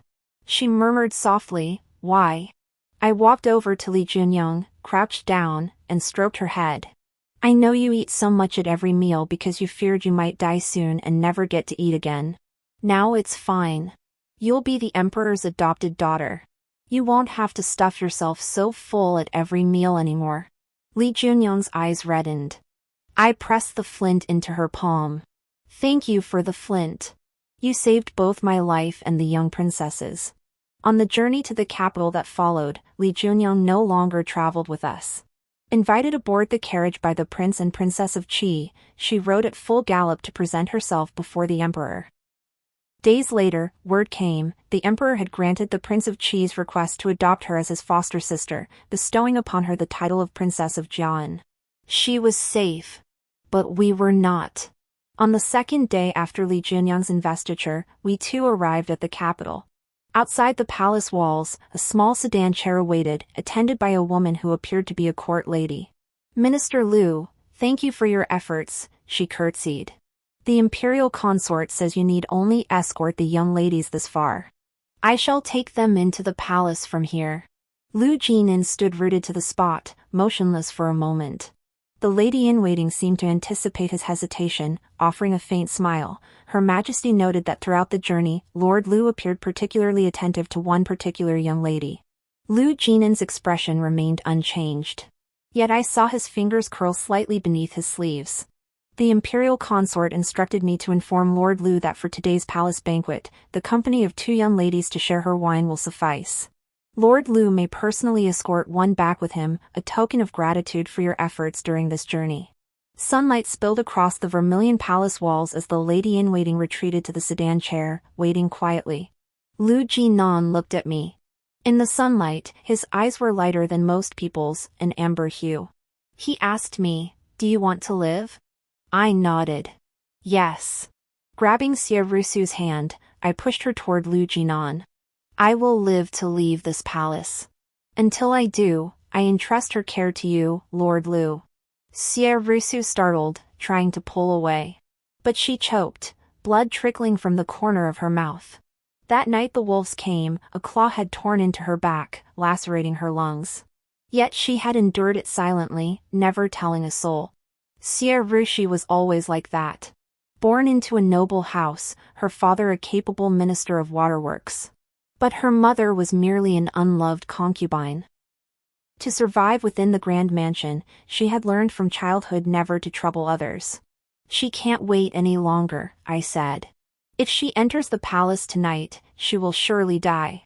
Lu Jinan studied me intently for a long moment. After a long pause, he signaled 2 young eunuchs to help Xie Rushi into the carriage. "Go fetch physician Lu." With those words, Lu Jinan remained rooted to the spot. I had refused repeatedly, and he was not without temper. Without turning to look at me, Lu Jinan's voice carried a chill in the sunlight. "Song Fei, if you truly die, I will come to collect your body." In a small sedan chair, Zhang Mingyue and I sat on opposite sides. Of the 4 women who started the journey, only we 2 natural enemies remained by the time we entered the palace. Wanchen Palace was ablaze with light. In the vast hall, only the imperial consort and her attendants remained. Seeing us enter, the imperial consort rose. Dressed in a peach blossom cloud robe, barefoot, she descended the hall slowly. Like a mother tiger, she was both magnificent and imposing. The imperial consort first stopped before Zhang Mingyue. Bending down, she pinched Zhang Mingyue's chin, scrutinizing the face so strikingly similar to her own. Zhang Mingyue kept her eyes lowered, trembling all over. Arrogant and self-assured throughout the journey, she now crumbled before the imperial consort, nearly collapsing from fear. The imperial consort laughed coldly, all skin and no substance.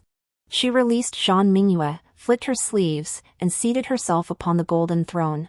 "Bring it forth." 8 attendants carried in an iron cage. The cloth covering was lifted, revealing a fiercely roaring, spotted tiger within. This starving beast has mauled villagers in the mountains many times. Today, this palace shall rid the people of this menace. The imperial consort laughed. "Well then, since you're all newcomers, why not show what you're made of?" She picked up 2 wooden sticks, one long and one short. "Each of you choose one. Whoever draws the short stick will enter in my place and slay the starving beast." Shaking the wooden tube, the imperial consort drew 1 stick. It was the long one, bearing the character Fei written in ink. "Song Fei, come forward." The imperial consort smiled at me. "Choose any weapon you like." The screen slid open to reveal a wall-to-wall rack of arms. Rumor had it the imperial consort, born into a military family, preferred armor over finery. The emperor, doting on her, allowed her to amass weapons from across the land within the palace. Now, the rack held swords, spears, sabers, and halberds, every type imaginable. Yet none could save me. All my skills amounted to little more than the basic training of a theater troupe. The starving tiger in its cage let out a hungry roar. For a moment, a thought flashed through my mind: I was probably going to die here. The instant that thought surfaced, a hand pulled me away from behind. "Your Highness." Zhang Mingyue yanked me free and knelt down. She was still trembling, her face still pale. But she lifted her head. "May I take her place?" 28 Zhang Mingyue. From the first moment Zhang Mingyue laid eyes on Song Fei, she hated her. She couldn't explain why, but later realized it was because Song Fei always reminded her of her own stepmother. Zhang Mingyue's stepmother was a courtesan. Her father had been obsessed with her, squandering the family fortune and driving Zhang Mingyue's mother to her death. Her mother had always been Zhang Mingyue's hero. That woman had joined the city's defenders. On the night Liang City was about to fall, she downed a bowl of wine, threw it to the ground, and charged out of the city clutching a spear. They fought until dawn that night and held the city. When people found Zhang Mingyue's mother on the battlefield, she was covered in wounds. Yet she clutched a bundle tightly, a baby girl, the child of some displaced family. Amid the raging war, the infant slept soundly in her arms. That child was Zhang Mingyue. Zhang Mingyue always wished she could become a hero like her mother. But she did not. Amid her stepmother's beatings, insults, and slander, she grew timid, hesitant, and fearful. She could scarcely recall her mother's face anymore. Countless nights, clutching the spear her mother had left behind, she wept and thought, "I am unworthy to be my mother's daughter." But at this very moment, within the golden palace halls, Zhang Mingyue watched Song Fei's retreating figure. This woman, with her bewitching beauty, had already saved 2 lives. She had relinquished her own chance at survival, once for the young Li Junyang, and once for the gravely ill Xie Reshu. "Mother, I can't even be as good as this fox-like temptress, can I? Not to mention, this fox-like temptress is weak and frail. Once she enters this tiger cage, she will surely die. But I might not. I am your daughter, mother." The 16th year of Qian Yuan, a summer night. 7 years after her mother's death, Zhang Mingyue picked up the spear her mother had left behind and entered the tiger cage. The roar of tigers, the cries of people. This was a fight to the death. Zhang Mingyue was dying. She held on for an eternity, yet the ferocious tiger gradually cornered her. A claw ripped into her shoulder, rendering her right arm utterly useless. In the final moment, the beast lunged at her. With her last ounce of strength, she tried to raise the spear with her left hand. "Mother!" Closing her eyes in that fatal instant, she cried out. Blood splattered across her face. Zhang Mingyue opened her eyes. The tiger's neck was pierced diagonally. The imperial consort held a black-lacquered tiger-headed gun, her stunning face cold and grim. She pulled the gun out, blood spraying across the entire golden hall. Zhang Mingyue stared blankly at the imperial consort. The imperial consort casually tossed the gun to the ground, her gaze cold as she looked at Zhang Mingyue. "How old are you?" 14. Turning 15 at year's end. The imperial consort sneered. "They all say you resemble this palace. But when I was 15, I was no such useless thing." The imperial physician carried Zhang Mingyue away. The cage holding the tiger's corpse was also carried out by attendants. Only the imperial consort and I remained in the hall. Blood-stained, she leaned nonchalantly against the couch, twirling a jade ring on her finger. "Song Fei. She savored my name. You are the one I most wished to see. Do you know? Ever since you left, Jiangling City has been turned upside down." My heart sank. The imperial consort rose, her blood-stained lips curving into a smile. "Prince Yu, Xiao Qibai. He seems quite concerned about you." 30 Xiao Qibai. The imperial guards had searched Jiangling City for 7 days. Every possible location had been combed through. Hongxiu remained nowhere to be found. "Search again." Xiao Qibai refused to believe it. Hongxiu was a lowly actress. To leave the city, she needed her contract. And that contract was firmly in his grasp. Just as he always believed he held her fate in his hands, whether life or death, she would always be his. The contract. For some reason, as if struck by inspiration, Xiao Qibai suddenly lowered his eyes. For the first time, he studied the contract closely. Over a decade had turned the paper brittle and yellowed, the ink blurred and faint. Xiao Qibai scanned it rapidly. Suddenly, something felt off. Lowering his gaze again, he read each character meticulously. His eyes finally settled on the signature and seal. A small fingerprint sat beside crooked, uneven writing, "Ah Fei." Xiao Qibai froze in place. Then, his entire body began to tremble. A Fei. Her real name was a Fei. She was actually a Fei. Song Wanrong entered carrying a teacup, only to see Xiao Qibai's face twisted into a terrifying expression. She hurried forward. "Your Highness." Xiao Qibai suddenly seized her by the throat. "Do you know?" "No." "What?" "No, her real name is a Fei." Breathing grew increasingly difficult. Song Wanrong's entire face turned purple. "How?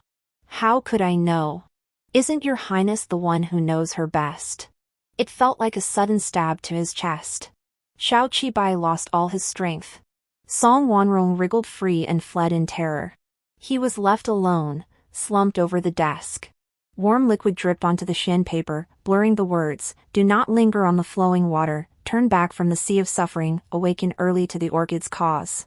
Had she ever told him? Perhaps she had. But he hadn't cared, hearing it only to forget.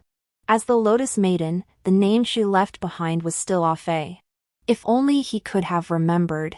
Before she left, during all those long days, if only he could have remembered her once. Would she have stayed? Saddle the horse. Xiao Qibai stormed out of the mansion. To the capital.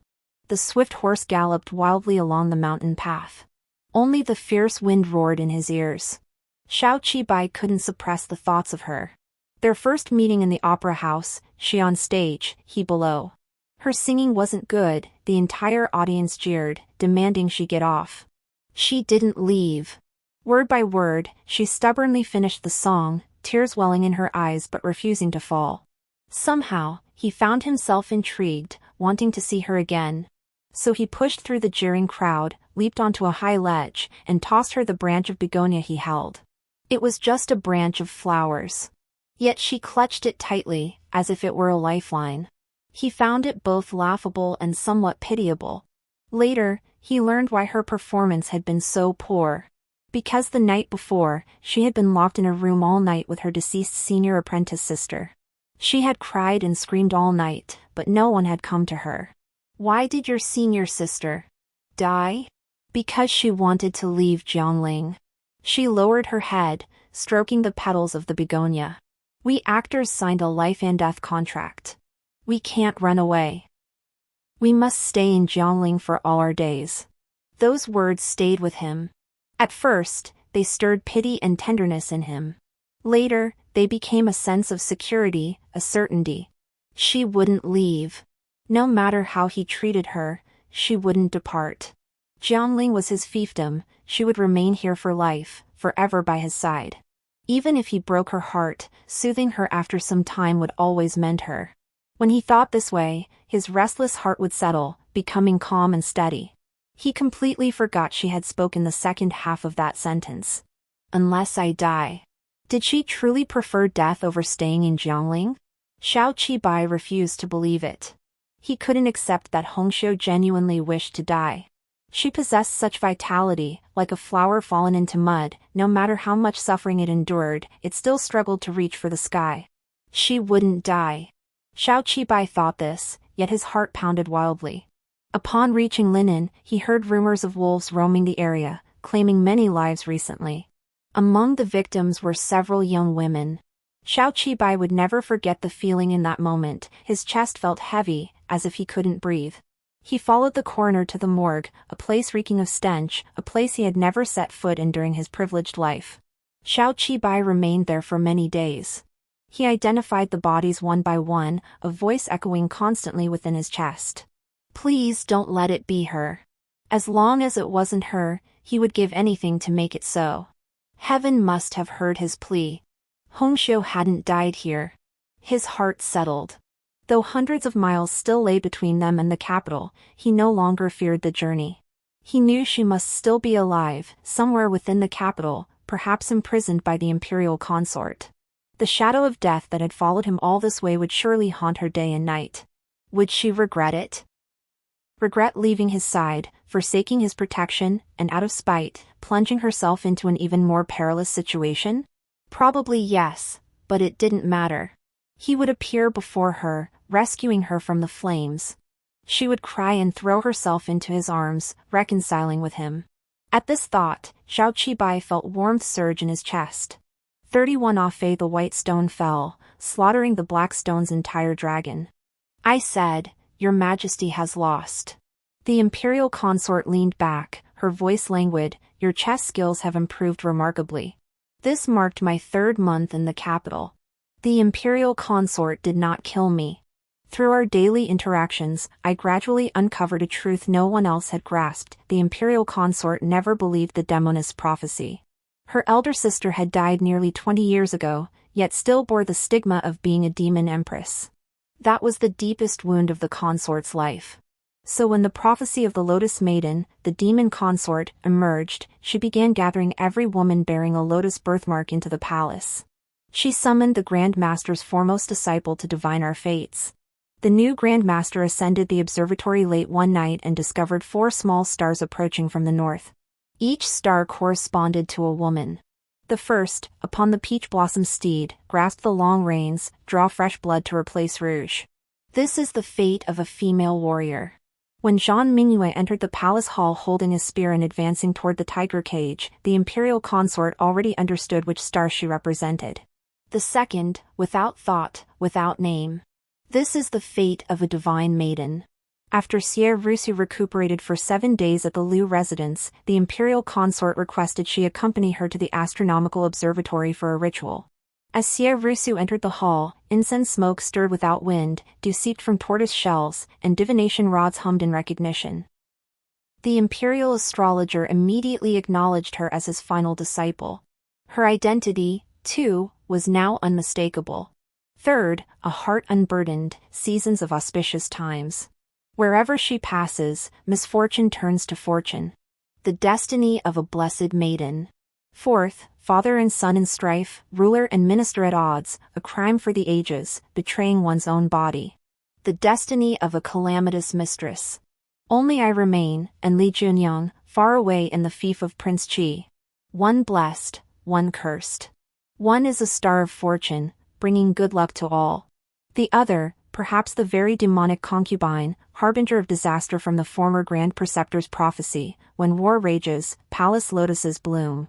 If the imperial consort had been uncertain which of us was fortune or calamity, then when Xiao Qibai journeyed through the night, returning to the capital without imperial summons from his fiefdom, the answer became crystal clear.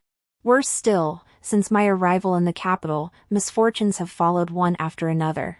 First, the emperor suddenly fainted during court proceedings and has since fallen gravely ill. Then, at the northwest frontier, the king of Qiangrong unified 16 tribes. Hearing of our emperor's critical condition, he immediately seized the opportunity to attack. Now, 2 provinces have fallen in succession. Should Jianmen Pass be breached, the Qiangrong's iron cavalry would sweep across the plains and reach the imperial city's gates.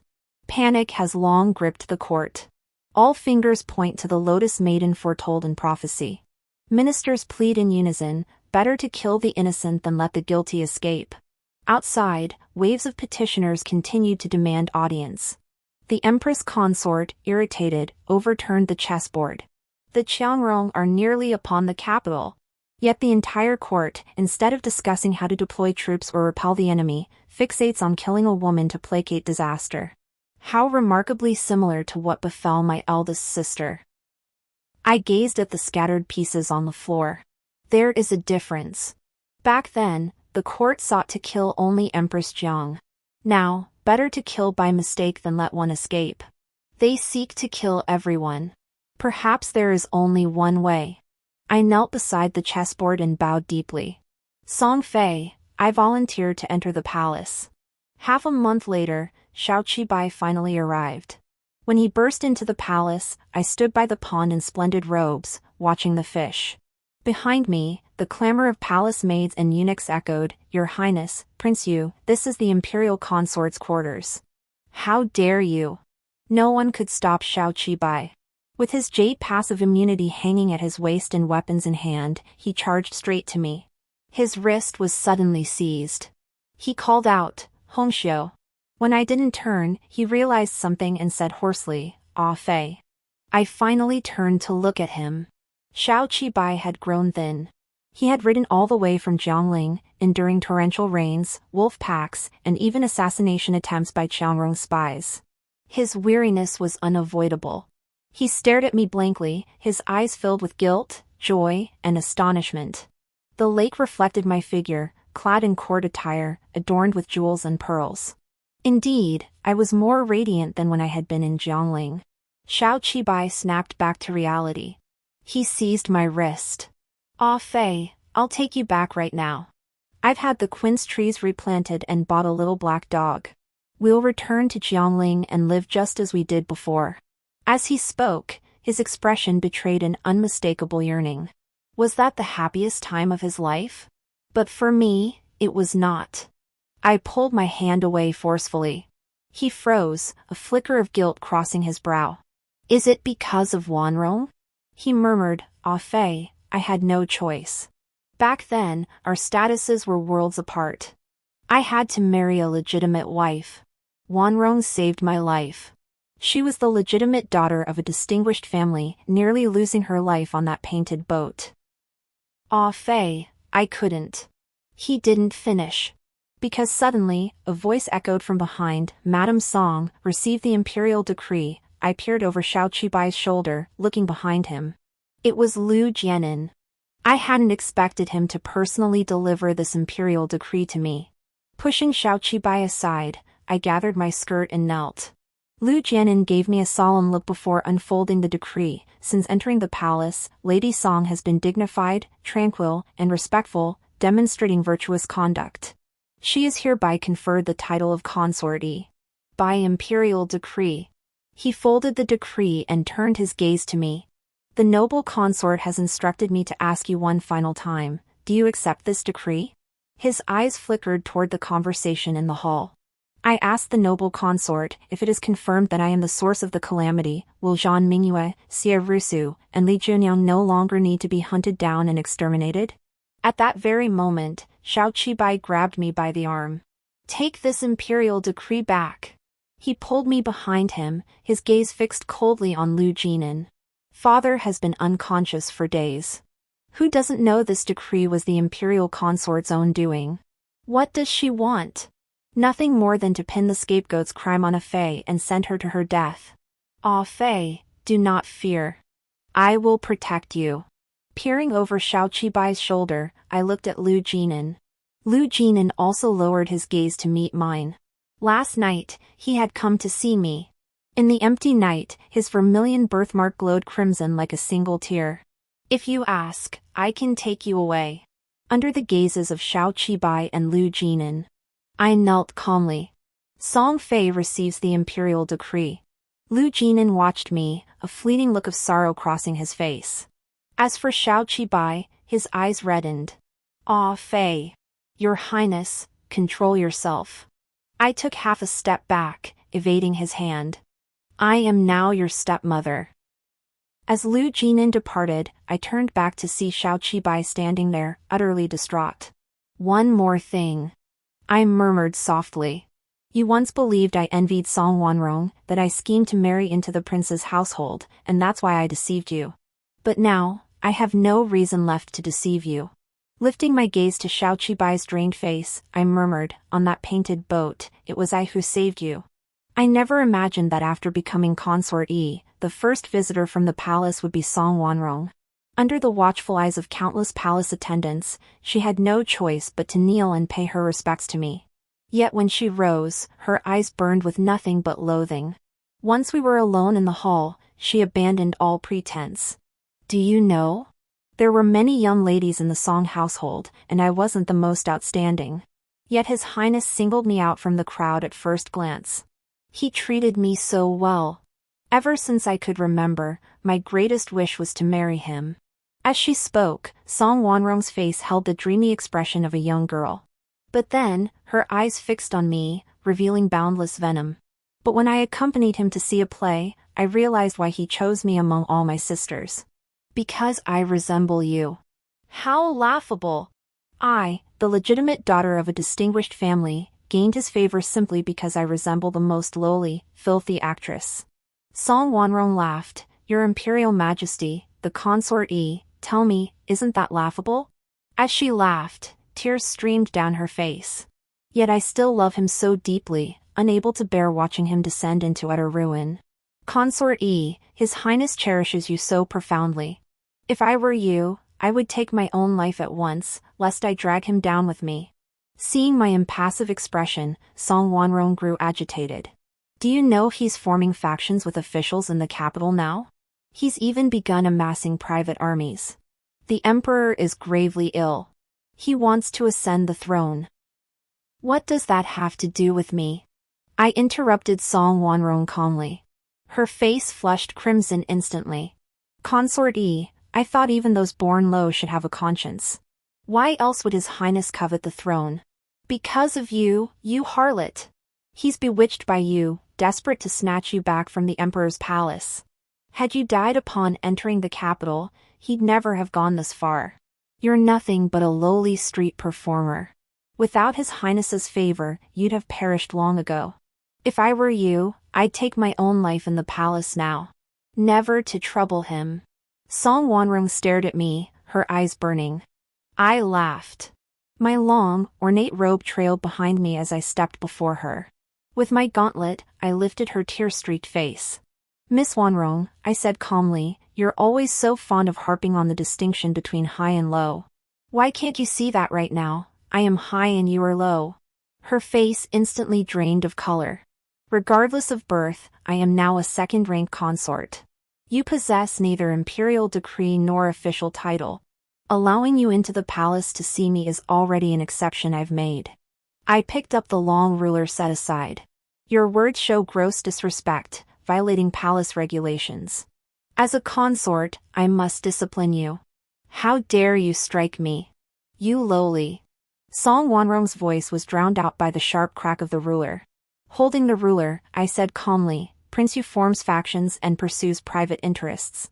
You've always claimed to be his betrothed, yet you dare not advise or restrain him yourself. Instead, you come to the palace to threaten me. I raised my hand, and the ruler struck Song Wanrong's face. This is unwise. As fellow women, you once trembled over your lotus birthmark, deeming yourself pitiful and wronged. Yet now, toward me who came to the capital in your stead, you spew venom, branding me a harbinger of disaster, forcing me to take my own life. The ruler struck again. This is unkind. Song Wanrong lay on the floor, blood trickling from her nose and mouth, her face swollen and bruised. I sat on the bed, chin resting on my hand, watching her calmly. Song Wanrong, when you came to the palace seeking me for Shaoqi Bai, did you ever consider the lotus birthmark on your back remains? Song Wanrong's face turned ashen white. She had been safe for too long, having even forgotten that the original Lotus Maiden was clearly her, not me. If I wished, I could report to the Imperial Consort at any moment and have you thrown out to die. Song Wanrong's body began to tremble. She went completely limp, barely able to remain kneeling upright. Of course, I would never do such a thing. Not because I wished to spare Song Wanrong, but for Xie Reshu, Zhang Mingyue, and Li Junyang. Xie Reshu now studies under the imperial astrologer at the Bureau of Astronomy. Having successfully prayed for rain multiple times, she is revered as a divine maiden by the capital citizens. Zhang Mingyue was sent by the imperial consort to the imperial guard, where she trained rigorously for months. Word is her progress is remarkable. The girl who once faced a fierce tiger helplessly can now wield a spear, charging in and out 7 times across the autumn hunting grounds. As for Li Junyang, she wrote a letter saying the game from Prince Chi's fiefdom is delicious, and she's grown taller by leaps and bounds. Attached to the letter was a large packet of dried meat, sun-dried by her own hands. We were once strangers, yet bound by a lotus flower, sharing fate and weathering storms together. Now, we've grown almost like sisters. For these 3, the Lotus Maiden cannot die. Currently, I stand at the center of the storm. The court's attention is fixed upon me, leaving no room to notice others. But if I perish, the turmoil will still rage on. The label of scapegoat will inevitably fall upon someone else. Therefore, I will not kill Song Wanrong either. Between us, every debt will be settled, I said. Entering the palace in your place was my own choice. Life and death are predestined, I bear the consequences alone. But the rest of the debt, you must repay it. Beneath the peach blossoms lies the dog that kept me company for 7 years. It would always come running when I called its name, licking my hand. I tossed a pair of scissors at Song Wanrong's feet. I don't need you to repay me with another dog. Haidu was Haidu. No matter how good another dog might be, it wouldn't be him. I want you to repay me with your ears. That year was destined to be one of tumultuous events. The emperor had favored his consort for 10 years, long since ceasing to take new women into the palace. Now, however, he had allowed a woman from the Song family to enter the palace and immediately granted her a high position, bestowing upon her the title of Consort Yi. Rumors spread that Consort Yi was ruthless and fiercely jealous. When the future princess consort of Yu, Song Wanrong, who shared the same background as consort Yi from the Song household, entered the palace to visit her, some dispute arose between them. Consort Yi cut off Wanrong's ears. After leaving the palace, Wanrong fell gravely ill and never recovered. Everyone assumed the Yu prince would defend his betrothed. Yet he immediately annulled their engagement, never once visiting her. Rumors swirled throughout the capital. Some claimed the Yu prince was infatuated with the new consort Yi. His urgent return from his fiefdom, they said, wasn't to vie for the crown prince's position, but for her sake. Others claimed they had traveled to Jiangling and noticed consort Yi's features bore a striking resemblance to a once famous actress who had captivated half the city. As the leaves turned from green to gold, the emperor's illness grew more severe. He had decreed that princes and their fiefdoms could not return without imperial summons.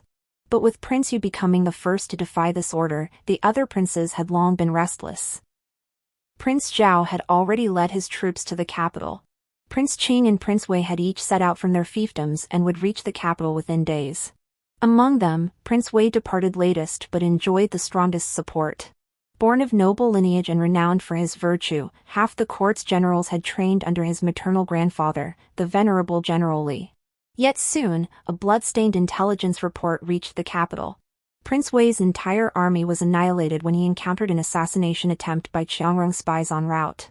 Generals supporting Prince Wei began meeting with accidents one after another, some died suddenly, others vanished without a trace. Meanwhile, despite no reports of Jianmen Pass falling, Qiangrong cavalry suddenly appeared before the capital. When the first cannonball struck the city walls, everyone realized there were Qiangrong spies within the capital. The palace lanterns were extinguished. I sat in the courtyard, gazing into the endless night. In this darkness, panic gripped the populace, countless souls lay sleepless. The investigation into the Qiangrong spy had been underway for 3 days. During this time, the emperor briefly regained consciousness, seemingly in a final burst of strength. Upon awakening, his first act was to summon the imperial consort to his bedchamber. All assumed the emperor wished to inform this woman, whom he had favored for years, of his chosen heir. Instead, with his last ounce of strength, he drew his sword and thrust it toward the consort's chest. Wretched woman. Weakened by prolonged illness, the sword fell to the ground before it could pierce her. He collapsed back onto the imperial bed. Prince Yu and Prince Zhao, the only 2 sons who had reached the capital, approached their father's bedside. The emperor could no longer speak. Pointing at the consort, he repeated hoarsely and indistinctly, "It's her. It's her." At first, no one understood his meaning. Until Prince Yu, Xiao Qibai, suddenly gasped in shock. Father means. She is the spy? No one had ever suspected the consort. After all, she came from the foremost noble house, with ancestors and fathers who were renowned generals who fought against the Qing and Rong tribes. She herself had enjoyed years of imperial favor within the palace, basking in splendor and privilege. What possible motive could she have to collude with foreign enemies? No one believed it could be her. Until an elderly minister hesitantly suggested, could it be because of Empress Jiang? Silence fell, then shock rippled through the room. That woman had been forgotten for far too many years. She had once been betrothed to the Prince of Jinbei, but at the spring banquet, the emperor, then still crown prince, had fallen for her at first sight. The crown prince knelt before the Empress Dowager's hall all night long, finally achieving his wish to marry her. Little did he know that for the prince of the northern frontier, the seed of hatred for having his wife taken was already sown. Later, when the emperor ascended the throne, his reign was still unstable. The prince of the northern frontier seized the opportunity to rebel. With insufficient troops in the capital, the emperor ordered the feudal princes to send reinforcements. Yet every letter that returned bore the same phrase, "Purge the court of evil, eliminate the demon queen." It is said that on that day, Feni Palace was encircled by layers upon layers of imperial guards. Every soldier who once protected the emperor's person now shouted, "Kill her! Kill her!" That year, the imperial consort was 12. Her wet nurse covered her eyes and held her close. Thus she did not witness her eldest sister being led to the execution cart, torn apart by 5 horses. Later, the Prince of Jinbei was repelled by the allied forces of the feudal princes. The emperor remained emperor. He missed his first wife, her shadow lingered in his portraits and poetry. All the noble families who had participated in the forced execution of the empress were subsequently purged. Beheaded, stripped of titles, exiled. People marveled at the emperor's profound devotion to his empress. But now, after so many years, they shuddered to realize it was likely not the emperor who had settled accounts with these families. It was the imperial consort. Rumor had it that when both the imperial consort and the empress were young ladies of the Jiang household, they were not on good terms. After all, the empress was the legitimate daughter of the main wife, while the imperial consort was born to a concubine. Even the household servants said that the eldest daughter, Jiang Yinrong, excelled the second daughter, Jiang Yuning, in every way, and that the second daughter must have been intensely jealous of her elder sister.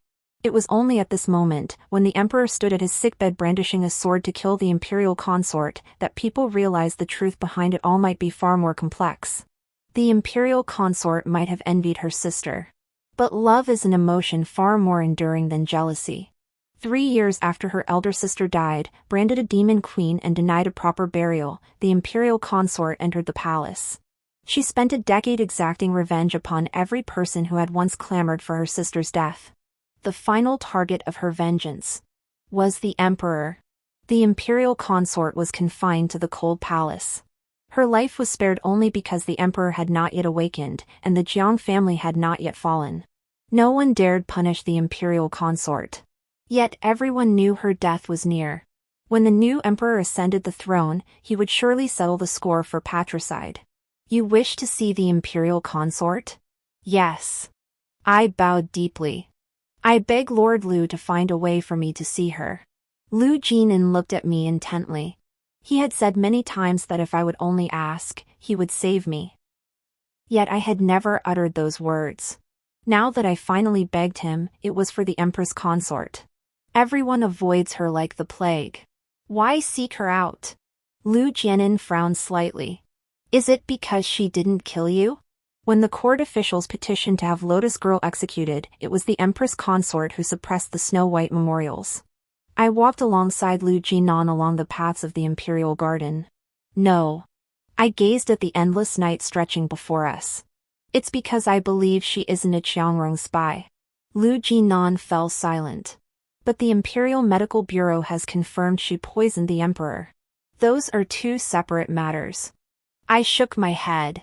I believe she would kill the emperor, but I don't believe she would betray the country. Lu Jianin sighed softly. The Jiang family is indeed renowned for its loyalty. But that doesn't mean the imperial consort shares that loyalty. Do you also believe the imperial consort is a spy, Minister Lu?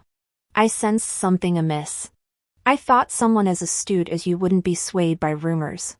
Seeing Lu Jianin remain silent, I took a deep breath, setting aside personal feelings and considering only interests. The imperial consort had no reason to act this way. Her goal is solely revenge, not power, otherwise, she wouldn't have remained childless for 10 years in the palace. Under these circumstances, all she needs is to kill her enemies. She could accomplish that on her own. Why would she need the Qiangrong's help? The reason I wish to see the imperial consort is to get to the bottom of this.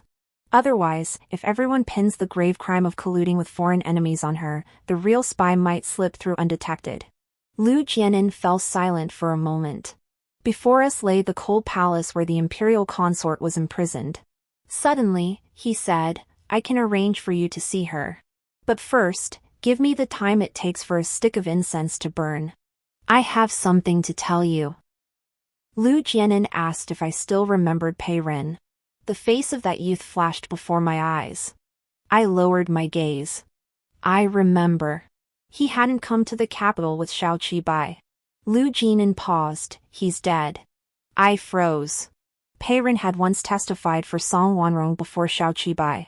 He declared that the person who saved Xiao Qibai was indeed Song Wanrong, swearing by heaven and earth that if it weren't so, may he be struck by lightning and die a miserable death. Pei Ren didn't believe in ghosts or gods. Truthfully, neither did I.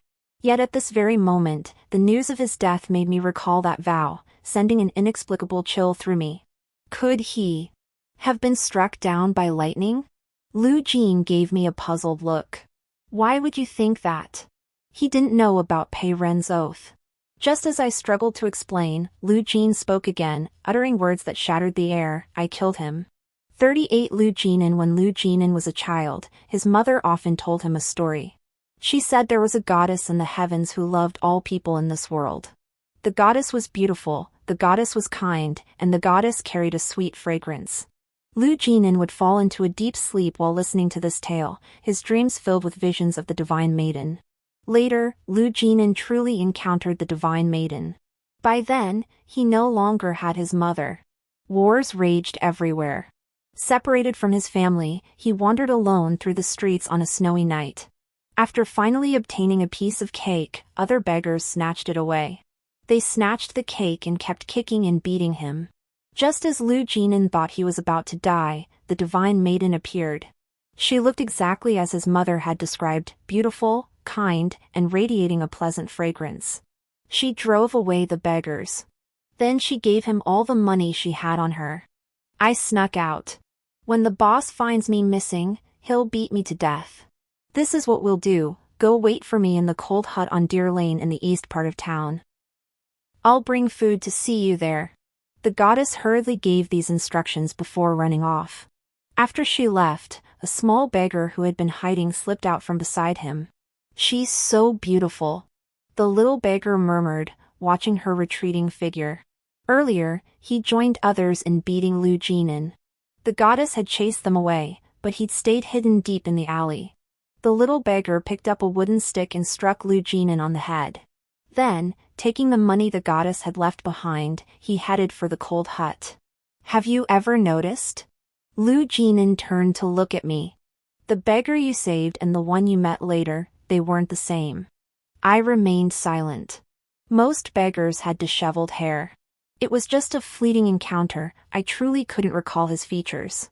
So the first person I saved was Lu Jinan, not Pei Ren. Lu Jinan produced a small hairpin, the one I'd used to secure my hair when I first joined the theater troupe. This pin hadn't been snatched by Pei Ren back then. I couldn't find you later. I met a benefactor and entered the imperial palace. Ah Fei, I'm telling you this now because I want you to know, my promise to save you wasn't a passing whim. Pei Ren will betray you, Xiao Qibai will let you down, but I. He gently stroked the hairpin in his hand. I never will. If I deceive you, you may use this hairpin to kill me. Moonlight flowed like liquid silver. Countless fragmented memories surged through my mind. He lifted the curtain in the carriage, red official robes, a crimson tear mole, making me momentarily believe I'd encountered a savior. On the journey to the capital, he asked me to grind ink for him. The character Fei fell onto the Xian paper. On sleepless nights after I entered the palace, he came to keep me company. Under the moonlight, a bamboo flute played softly, like the wind rustling through grass revealing grazing cattle. I reached out and took the hairpin. For the first time, I saw Lu Jinan, who never showed emotion, display a childlike expression. He placed the pin solemnly in my palm. If I deceive you, you may kill me with this hairpin. I seized the pin and, in a split second, thrust it fiercely toward Lu Jinan. The hairpin sank into Lu Jianan's chest, spattering blood. Yet it only penetrated half an inch. Lu Jianan's reflexes were utterly unbecoming of a eunuch. In the blink of an eye, he seized my wrist and flung me away. Blood dripped steadily down. He clutched his chest, lifting his eyes like a wounded fox. Why? Don't you know? I struggled to my feet. Lu Jinan, you are a Qiangrong. He shouldn't have told me that story. When he wanted to prove to me where his feelings for me came from. All I could think about was, why did I confuse him with Pei Ren? Pei Ren was Han Chinese, but it was said his grandmother had Qiangrong blood. That's why his nose was unusually high and his features unusually deep set. These were also Lu Jianan's traits. If that were all, perhaps it wouldn't be enough to draw any conclusions. But Lu Jinan kept insisting, I can take you away. Only today did I truly understand those words. A eunuch, bound by fate, no matter how skilled in intrigue, where could he possibly take me? The only answer was, to the western regions. To the grasslands. To his true homeland. The night concealed my form. Supporting myself with my hands, I drew the scissors from my sleeve and lunged at Lu Jinan. His reflexes were sharper than mine, but I had struck first. He was wounded. The scissors halted half an inch before Lu Jinan's brow. He seized my wrist. "Ah Fei, is this how you wish to kill me?" Moonlight slipped through the clouds. I saw a single tear slowly well up in those fox-like eyes. He clenched my wrist so tightly the bone-crushing pain nearly sent me reeling. "Guards!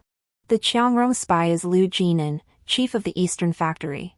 Unable to break free, I could only shout. His palm struck the side of my neck, and I collapsed lifelessly to the ground. Lu Jinan rose, clapping his hands. Several young eunuchs dressed in official robes approached him. "Master, take her away." Lu Jinan looked down at me. "My lord, please reconsider. She is, after all, a concubine of the southern court. If she vanishes directly from the palace, they will surely trace it back to you." "Take her back," Lu Jianan said coldly. "The cannons are already in our hands. Taking the capital is only a matter of time. For 12 years, I served as a slave to my elder brother's cause of unifying the North and South. Now I merely wish to bring a woman back with me. Who dares object?" The Qiangrong spies dared not speak further. Just as they were about to lift me up, a distant light flared. "Who goes there?" Drowsiness. In the dark night, I could only sense the torchlight drawing nearer. Feathered arrows whistled through the air, aimed straight for Lu Jinan's face. "Master! Retreat first." I heard Lu Jinan's voice as he departed. "Ah Fei, live well. When the city gates fall, I will come for you." "Ah Fei! Ah Fei!" Someone was shaking me. Gritting my teeth against the pain, I rose to see Xiao Qibai's face. Flames flickered all around us, making his features seem unreal. "What is this?" I clutched my throat as distant battle cries echoed incessantly. "Father, the emperor has passed away." Xiao Qibai murmured.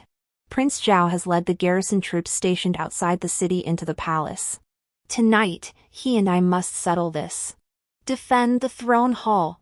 Protect the princess." Xiao Qibai stood up, his iron armor covered in layers of bloodstains. I choked, the taste of blood rising in my mouth. "Xiao Qibai!" I called his name. He had already started to rush out, but upon hearing me, he turned his gaze back to me. I scrambled up and grabbed the hem of his robe. "Your Highness." I had thought I would never beg Xiao Qibai again in this lifetime, yet now, I had no choice. "Your Highness, the Qiangrong have already attacked the city walls. At this critical juncture, we cannot afford internal strife." I didn't understand. Why, when cannon fire was already pounding the city walls, and the kingdom might fall tomorrow, yet the two princes within the city were squandering their last remaining forces on infighting. Xiao Qibai ordered his men to guard the doorway. Once we were alone in the chamber, he knelt down and gently stroked my face. The firelight softened his expression. "Ah Fei," he said, "I promise you, nothing will happen to you. Once I eliminate Prince Zhao, everything will be resolved. The other princes are still en route. By the time they arrive, it will be too late. Ah Fei, do you know? After you left me, I often dreamt you were still by my side. We stood before that sea of crabapple blossoms, hay doe barking around us. You held a peach cake, eating it slowly. I wanted to take you back to Jiangling, but I couldn't. I know it's my fault, I personally made you the Lotus Maiden. But it won't happen again. I will be emperor. Ah Fei, I promise, I will never let you leave me again." He reached out, tenderly, and brushed my cheek. "Even if you are a harbinger of disaster, it doesn't matter. For you, I'm willing to be a tyrant." Xiao Qibai and I truly had wonderful times together. That's why no one knows him better than I do.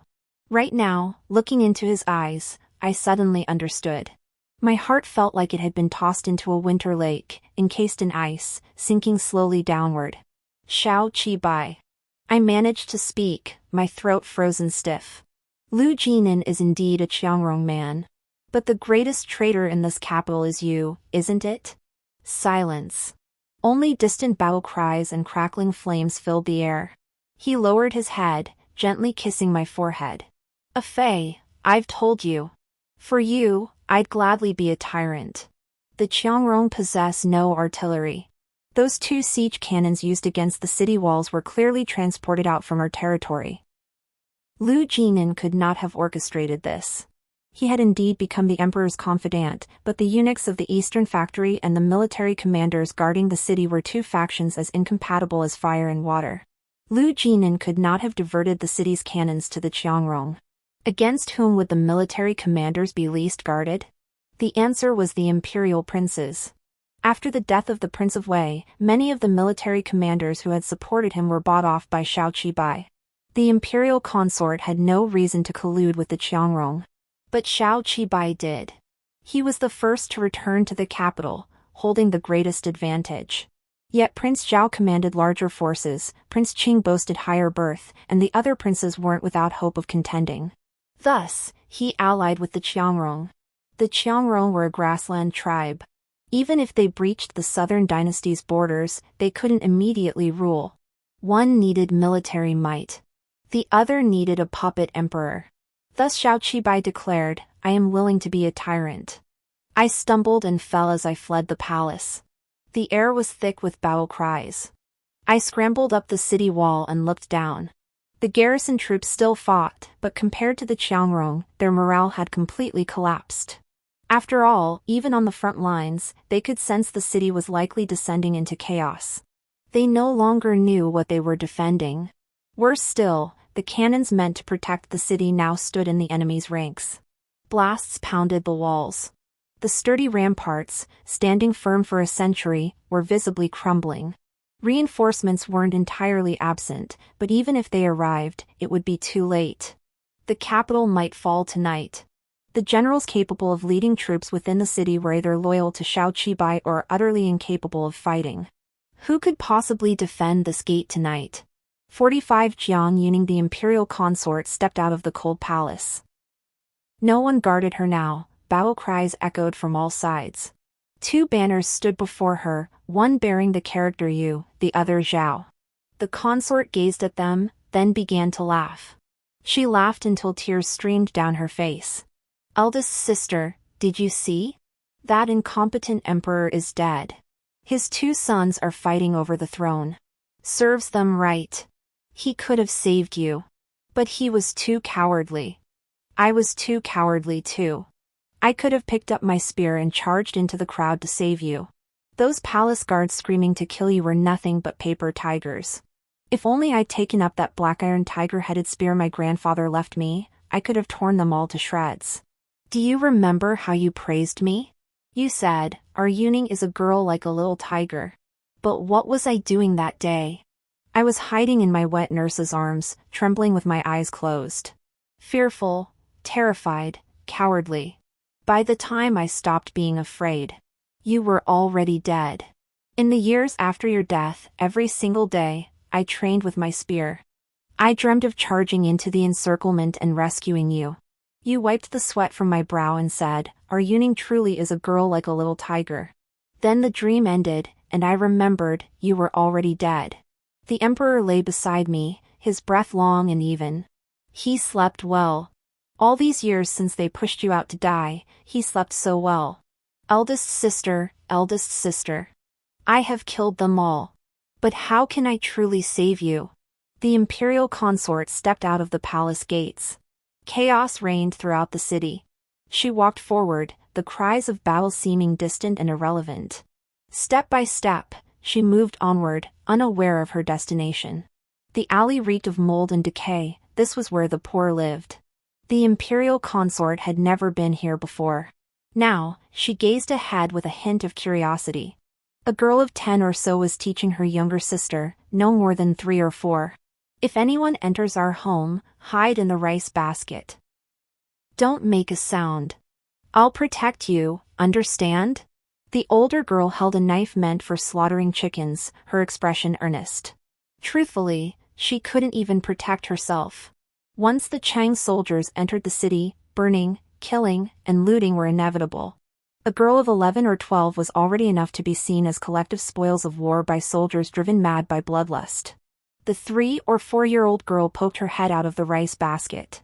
"Big sister." She reached out her chubby little hand and grabbed her sister. I don't want to hide. I can protect you too. A muffled thunderclap suddenly rolled across the sky. Lightning illuminated the sister's vision. The little sister pointed, "Big sister, there's a beautiful, beautiful fairy over there." The little girl turned to look. The spot was already empty. 46 off a muffled thunder rumbled across the sky. I stood atop the city wall. Both the Qiangrong and the garrison troops were taking a brief respite. The city gates were tightly shut, only the cannons pounding relentlessly against the walls. Suddenly, the drawbridge was lowered. A jet-black stallion charged forth. The figure atop it seemed familiar, yet I couldn't place her. Until I saw that black iron tiger-headed spear. That spear had once pierced a fierce tiger's throat. The stunning woman laughed coldly. "When I was 15, I was no such useless thing." Consort Jiang Yuning. Thousands of arrows flew toward her, each one ablaze.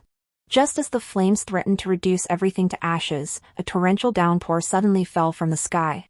The Qiangrong soldiers grumbled, their faces pale, cursing the timing of such a downpour. It shouldn't have been there. An hour ago, not a single dark cloud had graced the sky. They didn't understand. But I did. Turning, I gazed toward the observatory. A figure stood there, back to me, her jet-black hair dancing in the air. I couldn't see her face. Only the lotus blossom at the nape of her neck, like guanine scattering jade dew, blooming with divine, Buddha-like grace. Attaining thoughtlessness, attaining namelessness. The divine maiden's destiny, Xie Rusu. She bowed deeply toward the heavens, and torrential rain poured down. The flaming arrows were drenched by the downpour and plummeted to the ground. Most of the remaining ones veered off course, swept away by spears. "Protect the consort!" I heard someone shout. It was a commander of the Imperial Guard, riding a chestnut horse, shielding the Empress consort's flank.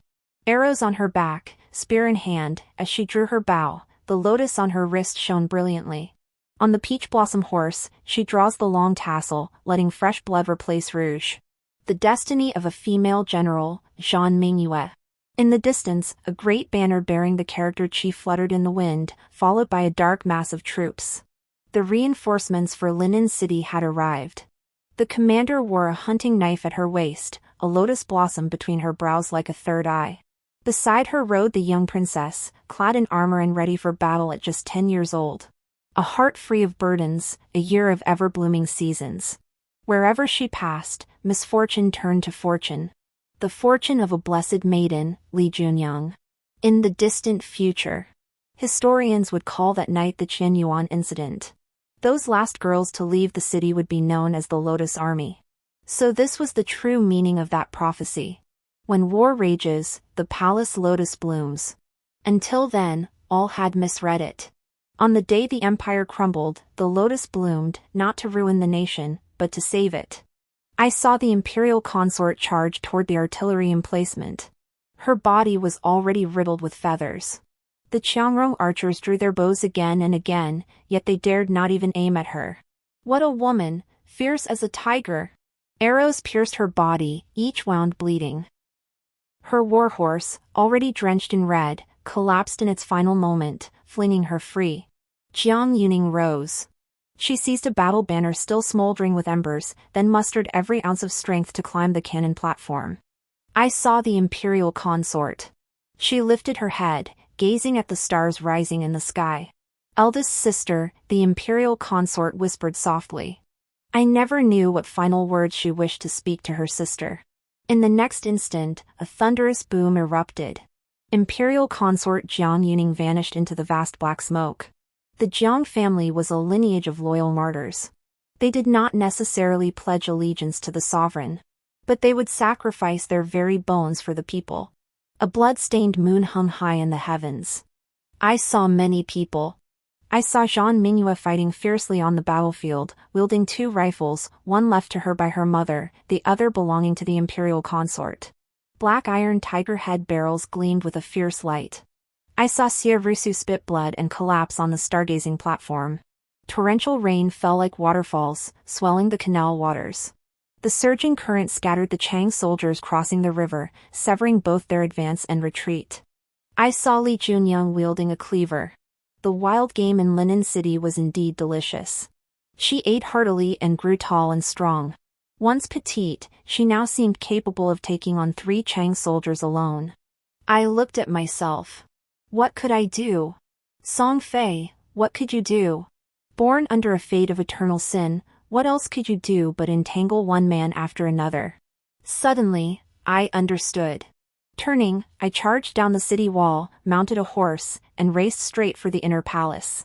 The eternal sin was not seducing the emperor. It was killing the emperor. Wind swept through my hair as vermilion walls loomed before me. Such silence. The palace, ablaze moments ago, now lay utterly still. This meant the battle for the throne had reached its conclusion. Bodies littered the ground. I stepped over mountains of corpses and pools of blood, advancing step by step into the golden hall. Xiao Qibai sat propped up on the dragon throne, his head resting in his hand.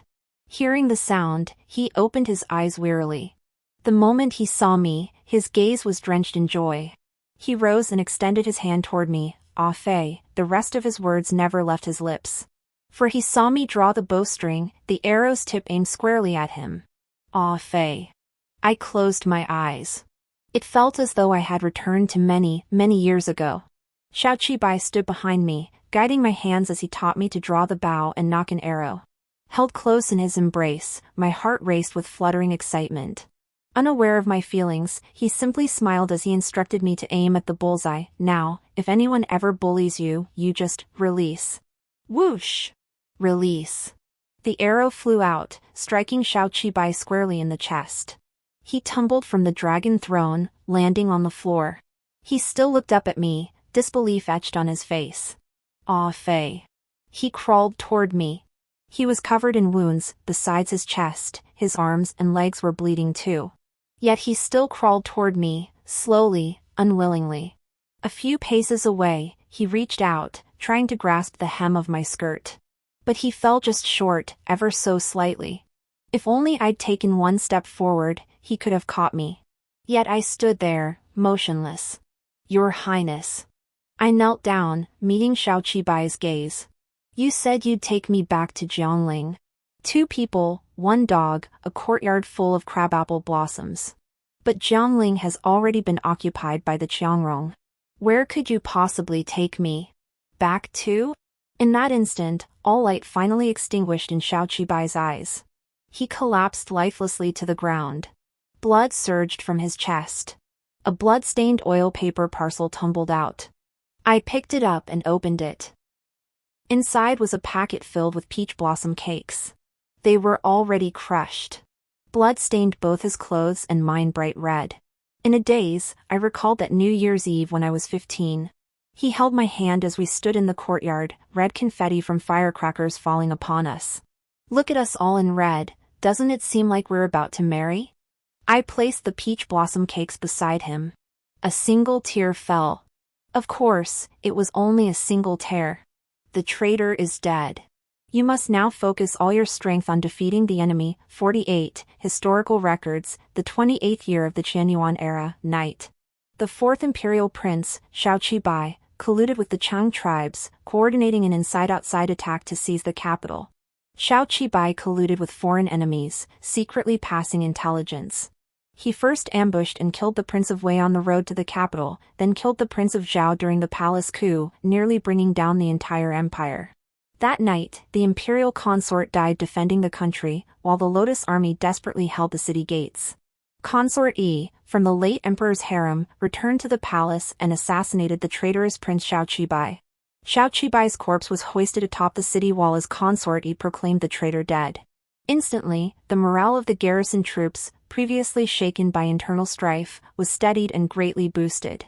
Deprived of their inside man, the Qiangrong forces lost their footing. The swollen river cut off their supply lines, making prolonged combat disadvantageous. The Qiangrong king decided to withdraw. Accompanying him in departure was Dian, the 6th prince of Qiangrong. He had lain dormant in the capital for 12 years, rising under the guise of Liu Jianin to become the most powerful eunuch. Before leaving, Liu Jianin sent men to scour the city, seeking news of Consort Yi's whereabouts. No one knew. This woman, prophesied as a calamity for the ages, vanished thus amidst the chaos of battle. Later, Prince Qi and Prince Qing arrived in the capital one after the other. The rivalries among the aristocratic families, all such matters, shall be set aside for now. Ultimately, the eldest son, Prince Qi, ascended the throne. Due to his frail health, he abdicated the throne to the imperial princess 2 years later. She was none other than the former Princess Roni.